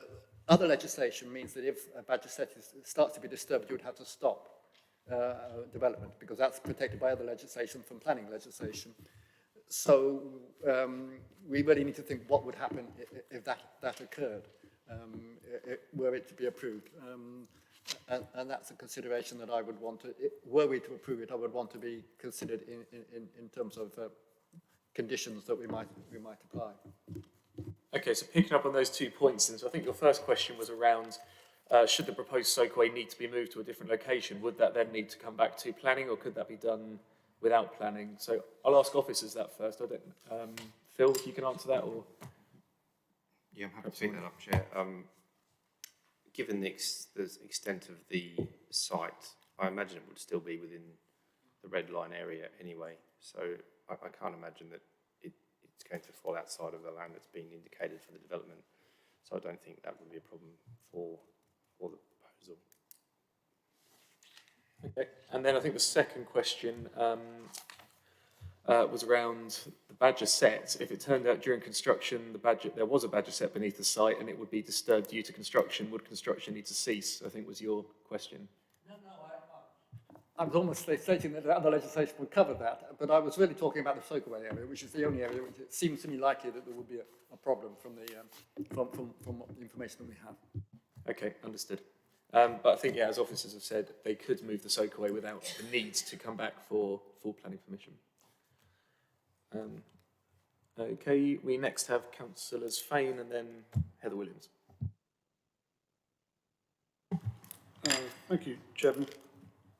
As was pointed out to us, there have been quite a few applications. It's not clear to me whether it's 3 or 5, but regardless, I don't think that should be seen as a problem. The fact that an applicant seeks to amend their proposals to take account of previous concerns and then indeed goes to pre-app should be seen, I think, as a benefit.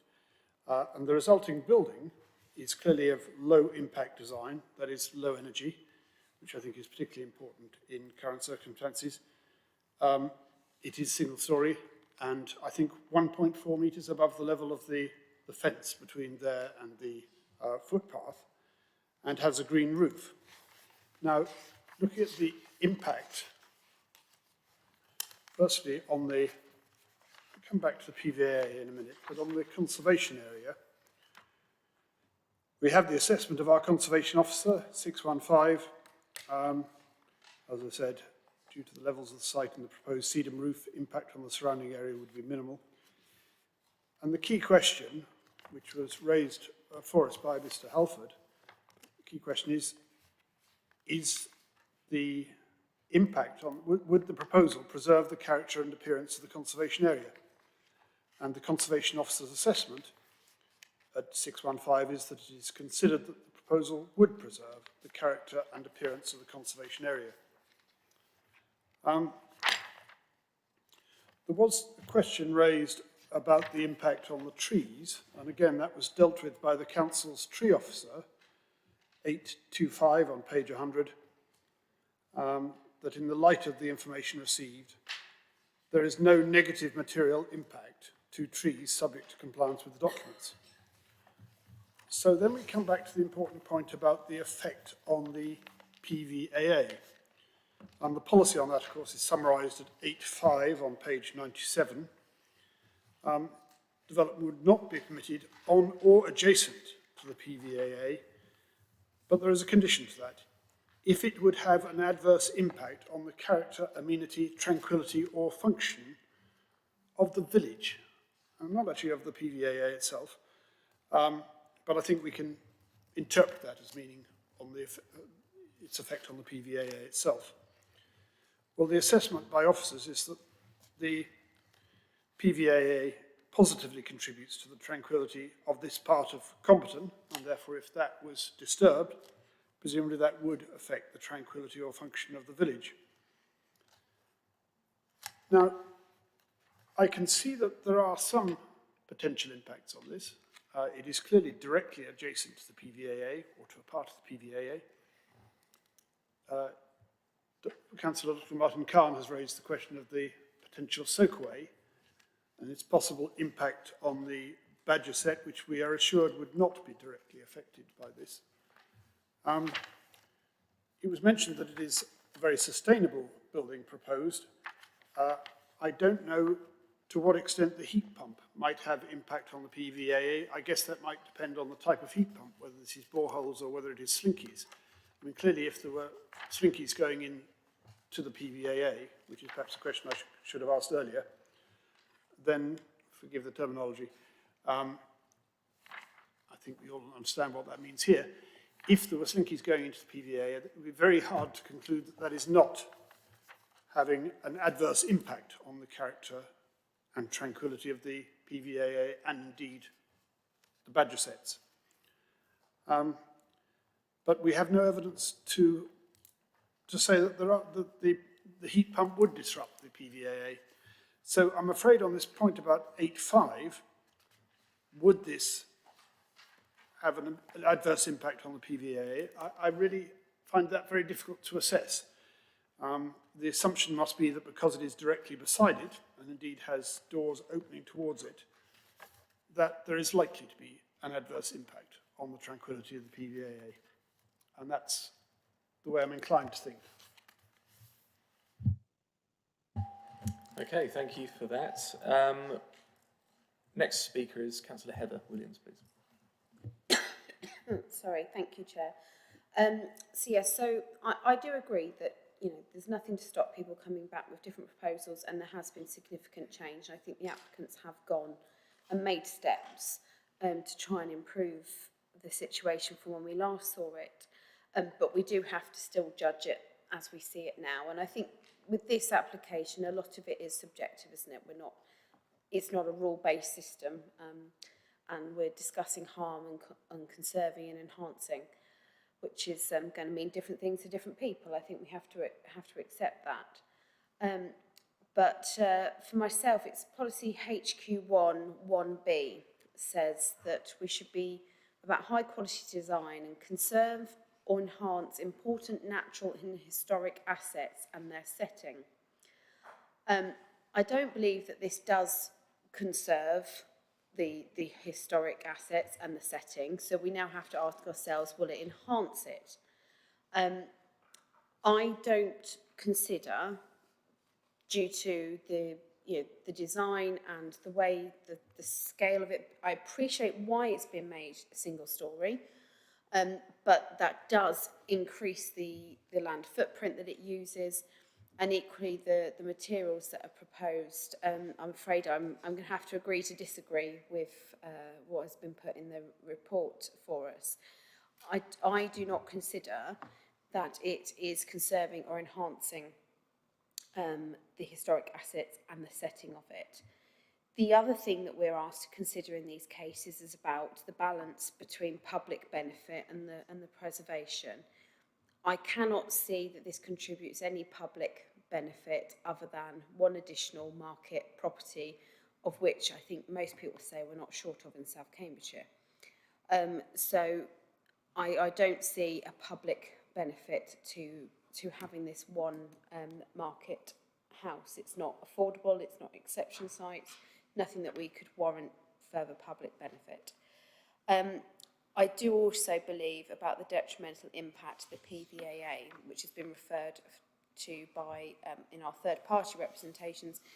And I do note about, as Councillor Fain has said, about the tranquillity or function of the village and the impacts it has. I don't believe that this additional property helps with that. I think it is in contrary to that. And going back to its design, part of the reason why I don't believe that it is enhancing or conserving is because we have admitted it is very modern in its appearance and modern in its nature. So for myself, its design and it being quite modern, and in other places I would welcome a very modern design and it would fit in very nicely. But when we're talking about, you know, where it is and heritage assets and everything else, for me, it's not right. So I would be looking to actually be refusing this on very similar grounds to last time, where we had about NH11 and the protected village amenity areas laid out in the local plan, HQ1 on the designs and principles, and the harm to the designated heritage asset is not outweighed by the public benefit of the proposals as paragraph 193 and 196 of the PPF. So I appreciate that there has been work done on this, but for me, it's still not right. Just because of people's efforts does not mean we can approve today. Thank you, Chair. Thank you very much, Councillor Williams. Members, does anyone else wish to contribute to the debate or raise a point that hasn't been raised previously? No? Does anyone wish to ask any final questions of clarification then from officers at all, if that will help them make their mind up? No? Can I take it then that members feel they're all in a position to make a decision on this application then? Sorry, Chair. Councillor Fain. So I wonder whether I might. I referred to the effect of the heat pump. It was said earlier on that the heat pump would be within the PVA, which is why I assumed, although we have no details, that this would be a ground source. I wonder whether officers have any views as to whether the heat pump would have any effect on the PVA. Should we ask Charlotte? I'll start. Thank you, Chair. I think you referred to the slinky mechanism that's associated with the heat pump. As far as I'm aware, that will be underground. Yes. So I don't see how that could harm the PVAA, because it would obviously be buried and then covered over again. In terms of the unit above ground, my understanding is, again, a very small air-conditioned unit-sized unit, which is adjacent to the dwelling itself. So I don't see that again, which would be, I imagine, set beside the house, depending on which side it is and where it enters. I don't see that is something that would necessarily harm the PVAA itself. I think it's a very small unit, which won't have a detrimental impact in that regard. Okay, thank you for that. Martin Kahn. When I was considering about the impact on the PVAA and the impact on the conservation area, the design, I think it is worth noting that I went out to look at the site, and it is extremely difficult to look into the site from the public, for any public areas. Really, the height.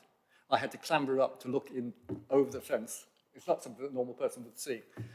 All the bits of the green PVAA which are visible from the public area, the trees will not be affected by the proposed development. So I think that is a consideration. It is, as described in 8.5, it says that it has effect. A development adjacent to PVAAs would have an effect on the character, amenity, tranquility, or function of the village, not the PVAA, which is a different aspect. So it is, in terms of the village, it's presumably the public areas and the effect of PVA on the public areas which matters, and therefore I see an argument that it's not actually, the village is not so much affected, it's the private space which is affected, or if there's any impact. Whether you consider the design as a good design or not, I think it's an interesting modern design, different from the other. But it creates another feature of interest in the village. I'm not sure that I would feel that that's sufficiently strong on conservation area grounds. the impact on the area which is actually going to be developed. Biodiversity, it's basically a mown lawn. There's not any particular great biodiversity on the site itself. And I can see the argument that the biodiversity gain can be provided within the building. I can see the big major differences with, between the previous proposal. We've actually encouraged people to come and make pre-application consultations, and they appear to have done that and taken concerns. We have we don't want development in gardens which has a negative impact, but we do encourage development which provides additional housing. I don't think it's fair to say that we have no shortage of market housing. The prices of market housing suggest there is a demand for it. So meeting our, so it does make a very small contribution to our housing numbers.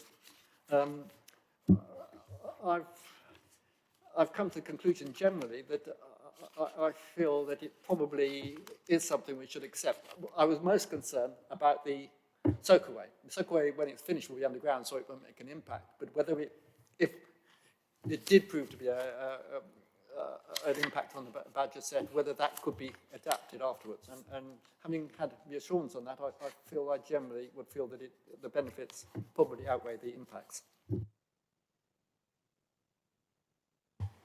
Thank you very much, Councillor. Members, does anyone wish to make any final points before we move to a decision on this? Anything that hasn't been said so far? Okay. Members, I think we can move forward then to the decision. Obviously, there are some members, I understand, that will be voting against this. I can see Phil has drawn up some form of wording for reasons for refusal, should members wish to go down that route. I wonder if you could display those, Phil, or if perhaps Charlotte might be able to. I don't know. I can do that. Okay. And then we can see if this encapsulates what members' reasons are should they want to refuse.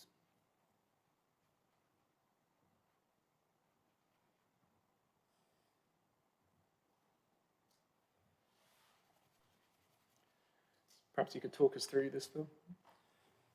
Yeah, so thank you, Chair. Based on the debate, it's essentially covering two issues, which are around the tranquility of the PVAA and harm to the conservation area, which is essentially what was the previous reason for refusal. If you like, would you like me to read out the full wording? Do members need the full wording reading out, or are members content with the summary Phil's just given? Okay. Okay, we'll give members a minute. But essentially, I think the reason we have up here is regarding impact on the PVAA. Those members that are inclined to vote against, does that encapsulate the main reason for refusal, or were there others that members wish to put forward?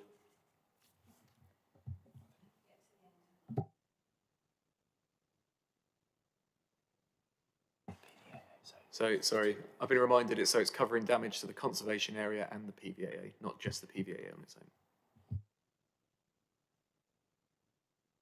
own. Ariel. Yes, I would like to ask if it should not be considered that in the case of refusal, it could also be argued that the character of the area could also be negatively impacted by the works, by the project.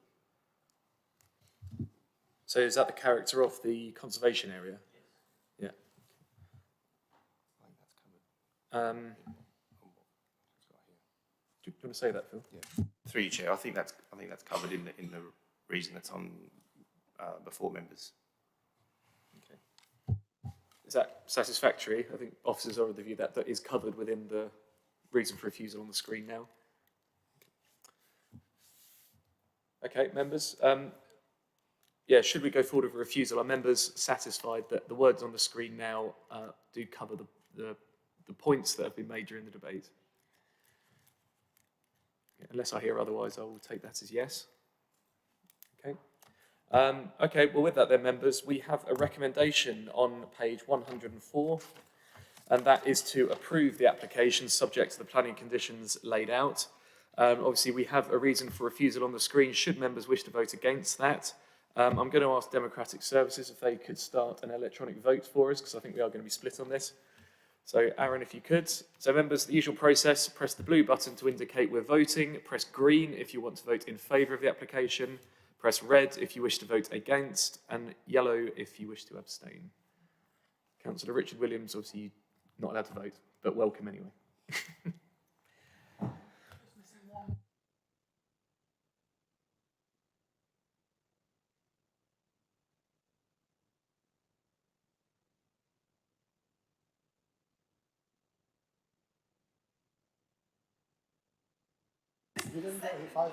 Okay, members, as you can see on the screen, we have a split vote again. We have 4 votes in favour, 4 votes against, so the vote is split. So I will have to use my casting vote again. I personally voted in favour, so I will continue with that and use my casting vote to vote for approval. So for 5 votes to 4 using the chair's casting vote, that application is approved. So thank you very much, members. And thank you very much to all the members of the public that took part in that debate. We will move on now, members, to agenda item number 9.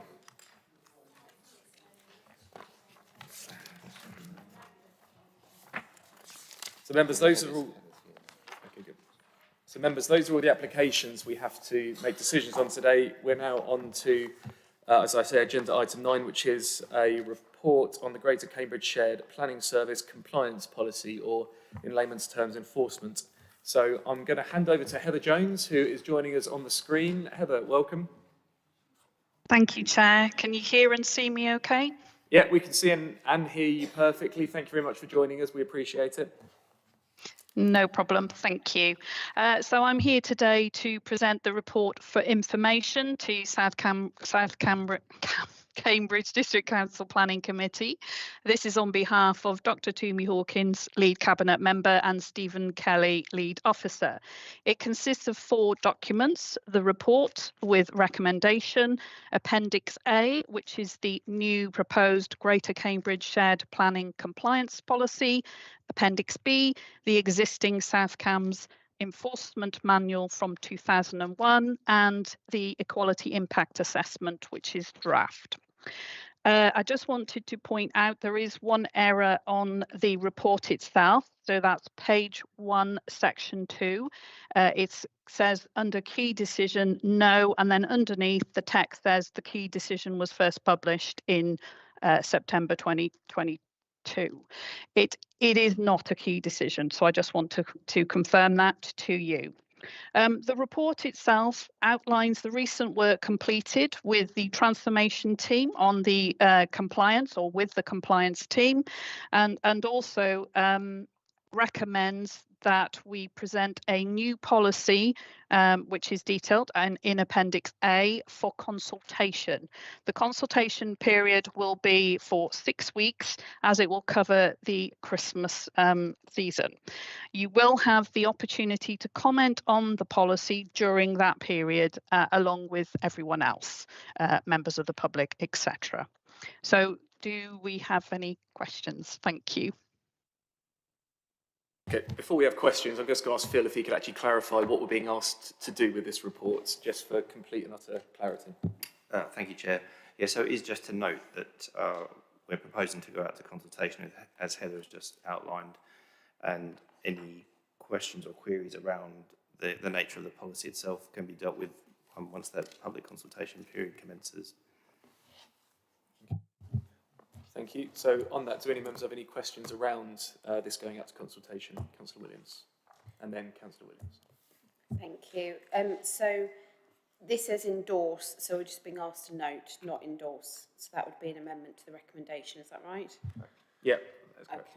Okay. And once it's been to consultation, does it then come back to us? Or does it, where is the governance for this? Good question. I'll have to ask officers what the next stages are. Heather, perhaps you can respond to that. Then it will go to Cabinet. Okay. Councillor Richard Williams. Thank you, Chair. Just a quick one. It says on page 115 of our bundle that there are potential changes afoot as a result of the Levelling Up and Regeneration Bill, and that this would need to be revised. I just wonder why we're doing that now, therefore, why we don't wait and see what the changes are, because if we consult on this and then we have to change it in 6 months' time or a year's time, we'd have to consult again. Sorry, through the chair, shall I answer? Yeah, go ahead, Heather. Thank you. I think the reason for that is that obviously we're unclear or unsure of what those recommendations will be, and we have been on a transformation journey with our enforcement and compliance team, and the existing policy is South Cambs one is a 2001 policy, so we do need to update it, even if it will be updated again in a further point in time, which may be, you know, in 18 months, 2 years. Okay, thank you. Thank you for clarity on that, Heather. Members, any further questions? Councillor Harvey. Yes, thank you, Chair. I do remember, I think it was about perhaps 18 months or 2 years ago, we had a new revision of the sort of umbrella enforcement policy. Have I remembered that correctly? And it listed the various levels of sort of action that the council could take. And I remember in that document, I mean, I think the ultimate recourse was sort of compulsory purchase of a piece of land. This would cover all sorts of misdemeanors, including planning ones. But I just wondered, does this sort of sit within that wider policy in terms of the sanctions available? Heather, I'm not sure if you can answer that one.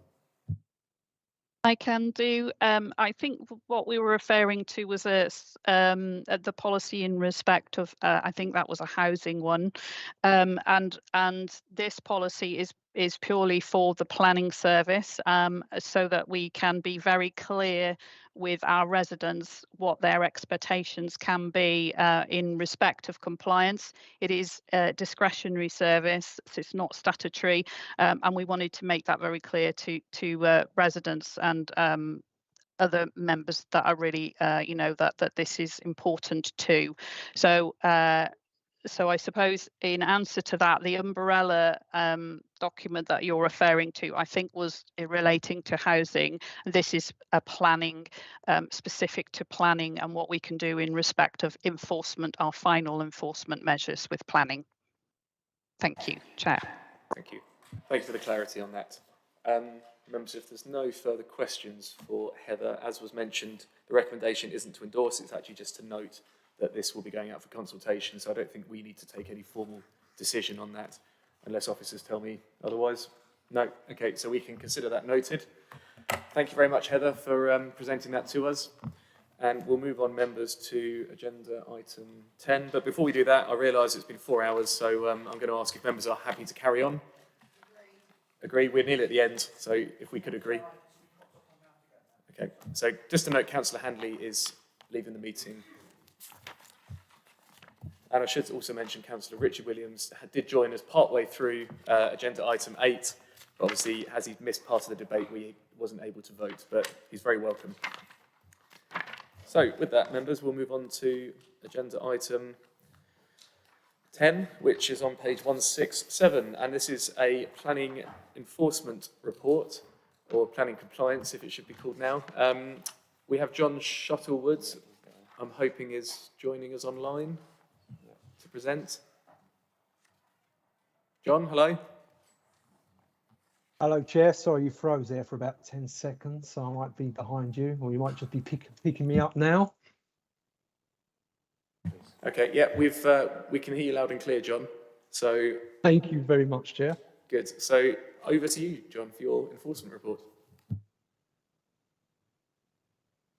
Thank you, Chair. Okay, hopefully, can you just confirm you can see some kind of document up on the big screen or in front of you, please, Chair? We can. It looks like the papers we have in front of us, so it shouldn't be too much of a stretch. Fantastic. Well, it's much better looking for myself. So I'll go for it. So very quickly, this is the September stats here. So on the 1st of October, there are 139 open cases within South Cambridgeshire.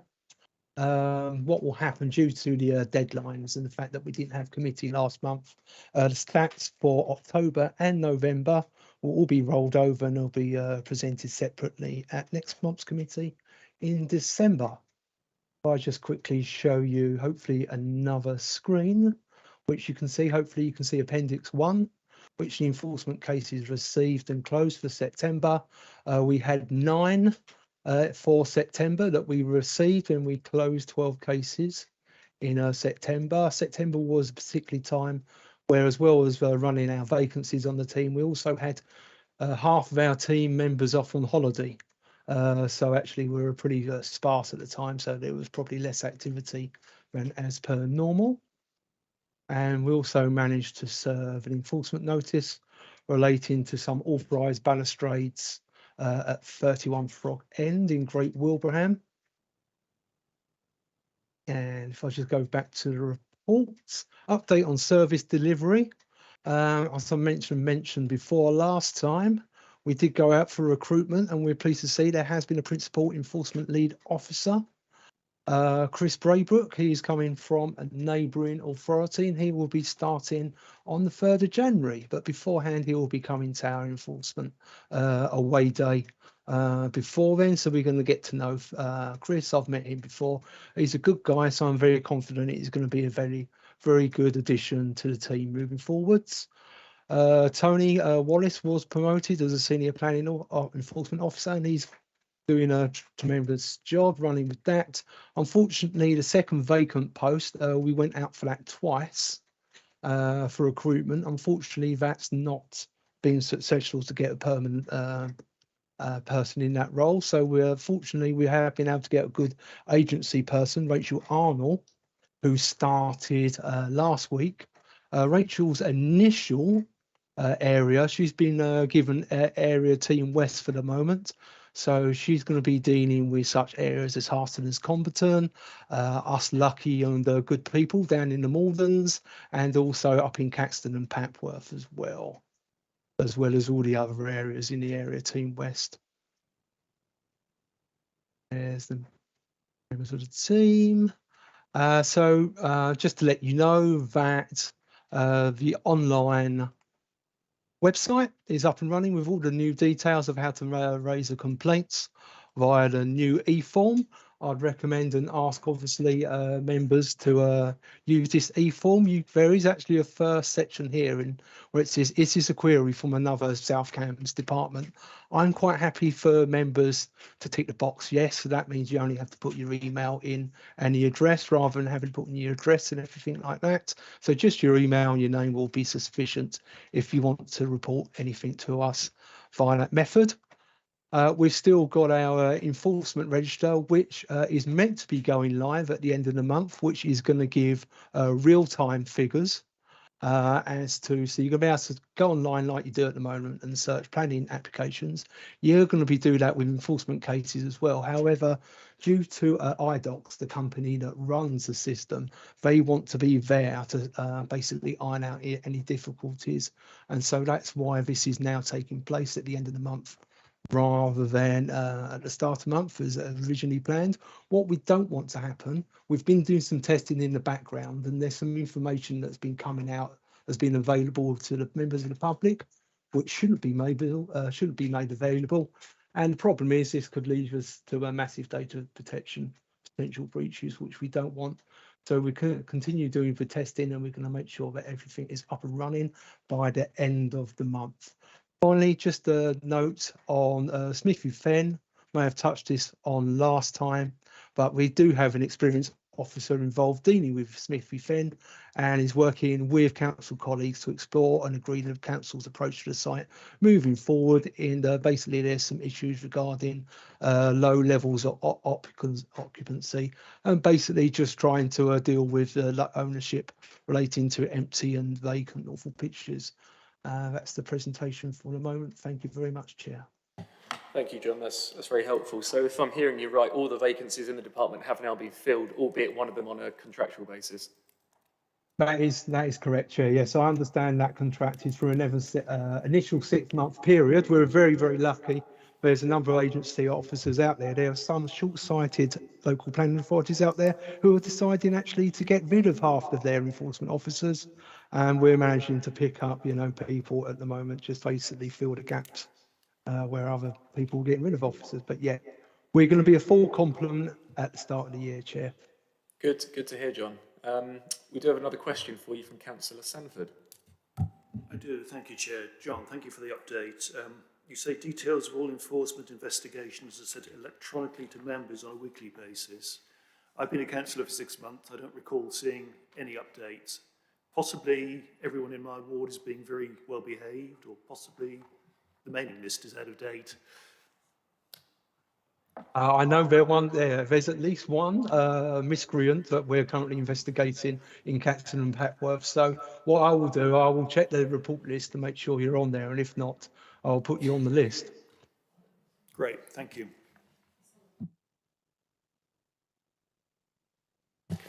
All right, thank you, John. And one other question for you from Councillor Heather Williams. Thank you. Through yourself, Chair, too, actually. One of which is good news that we've got a full team on the enforcement side, but you referenced somebody coming through as agency. I just wanted to check. I've got nothing wrong with agency. Very good to plug the gap now and then. But just, this is somebody that's sort of local, working locally. Just considering that enforcement is something that you have to go out on site on and everything else. Not somebody that's the other end of the country or something. So if you could give me some reassurance on that, please.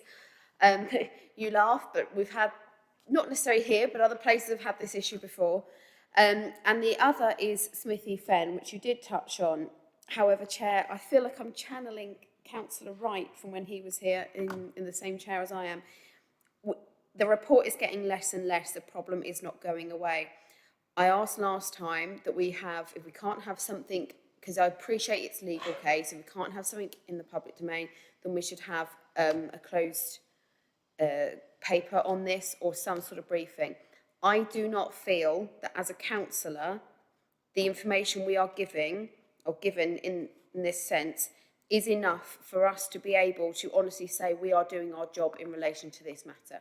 We have, from this just literally 2 lines and a paragraph, everyone speaks for themselves, but I do not feel comfortable that this is still on the agenda in the same place, as far as I'm concerned, from when I first joined this council back in 2018. So please, can we have something that at least enables us to say we have done our job in trying to oversee and scrutinise and look at this, because as it currently stands, members of the public are getting more and more annoyed with this, and I can't blame them, to be quite frank. Thank you, Chair. So, John, I think you can probably answer the first question, I think, on Rachel Arnold's whereabouts. But we can probably, I'm sure we can organise as a department a briefing for members specifically on Smithy Fen with your department's input. I'm sure that will be completely possible. But yeah, if you could answer the first question, I think that would be helpful. Yeah, I mean, I'm not going to divulge where Rachel lives, but she's within a drive if need be to visit somewhere. And if Rachel isn't available for any particular reason, there's 4 other members of the team that do live locally that can go out and visit the property. So yeah, there is sufficient resources to go and visit sites as and when is required, Chair. Thank you. Good to know. I wasn't expecting her postcode. Just, do you want to find out she was in Scotland?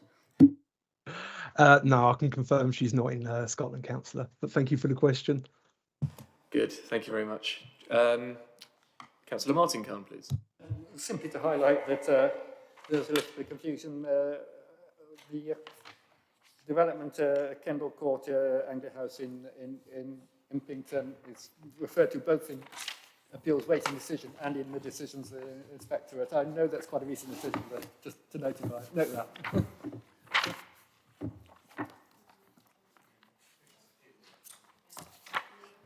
Yeah, John, I think that's the next section of our agenda, actually, which is planning appeals. So I don't think that's one for yourself. But interesting for you to be aware of it anyway. Okay, members, I think if there's no further questions for Mr. Shuttlewood, we'll say thank you very much, John. Appreciate you hanging on to the end of the agenda for us and for taking the time to give us an update on the enforcement situation. So thank you. Thank you, Chair. Okay, with that then, we'll move on to agenda item 11, which is appeals against planning decisions and enforcement action. So I believe, Phil, you're introducing this one for us. I am, Chair. Yeah, so as Councillor Williams, Heather Williams has declared an interest, she is leaving and taking no part in this section. And Martin, your mic's still on.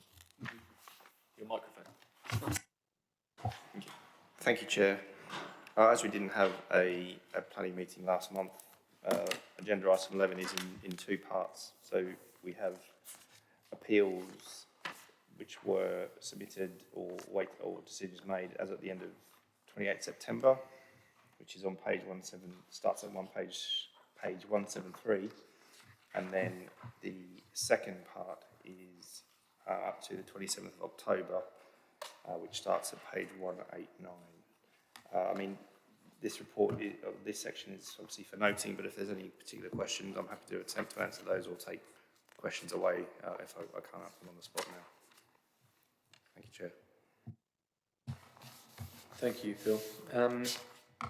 Members, do we have any specific questions on the report in front of us? Martin, perhaps you'd like to ask yours. Well, it's been explained that the deadlines are different for the two different columns, so I understand now why it's in both. Great, thank you. And Councillor Williams, please. Thank you, Chair. Page 191, the Station Road Great Shelford appeal that the inspectors allowed. I don't know if it's appropriate to say in this meeting whether there's any plan to do anything about that, or are we just accepting the inspector's decision? It's a shame given it was a non-determination one. Through you, Chair, in terms of challenging that decision, is it the query from Councillor Williams? Not that I'm aware of. I've not been advised that that's a line we're looking to take. Yeah, we're at this, as far as I'm aware, we've accepted the judgment. Thank you. Members, any final points on this section of the agenda? No? Okay. Well, with that then, we will, I believe, finish the meeting, as that was the final item on the agenda. So it just leaves me to say thank you very much to everyone that's taken part, the public speakers and the officers, obviously members as well. It's worth noting our next meeting will be at a date in December, which I don't have in front of me, presumably the second Wednesday. So, which will be Wednesday the 14th of December. So appreciate that's very close to Christmas. So if any members can't make it for any reason, please do arrange subs nice and early. Well, with that, I'll say thank you very much again to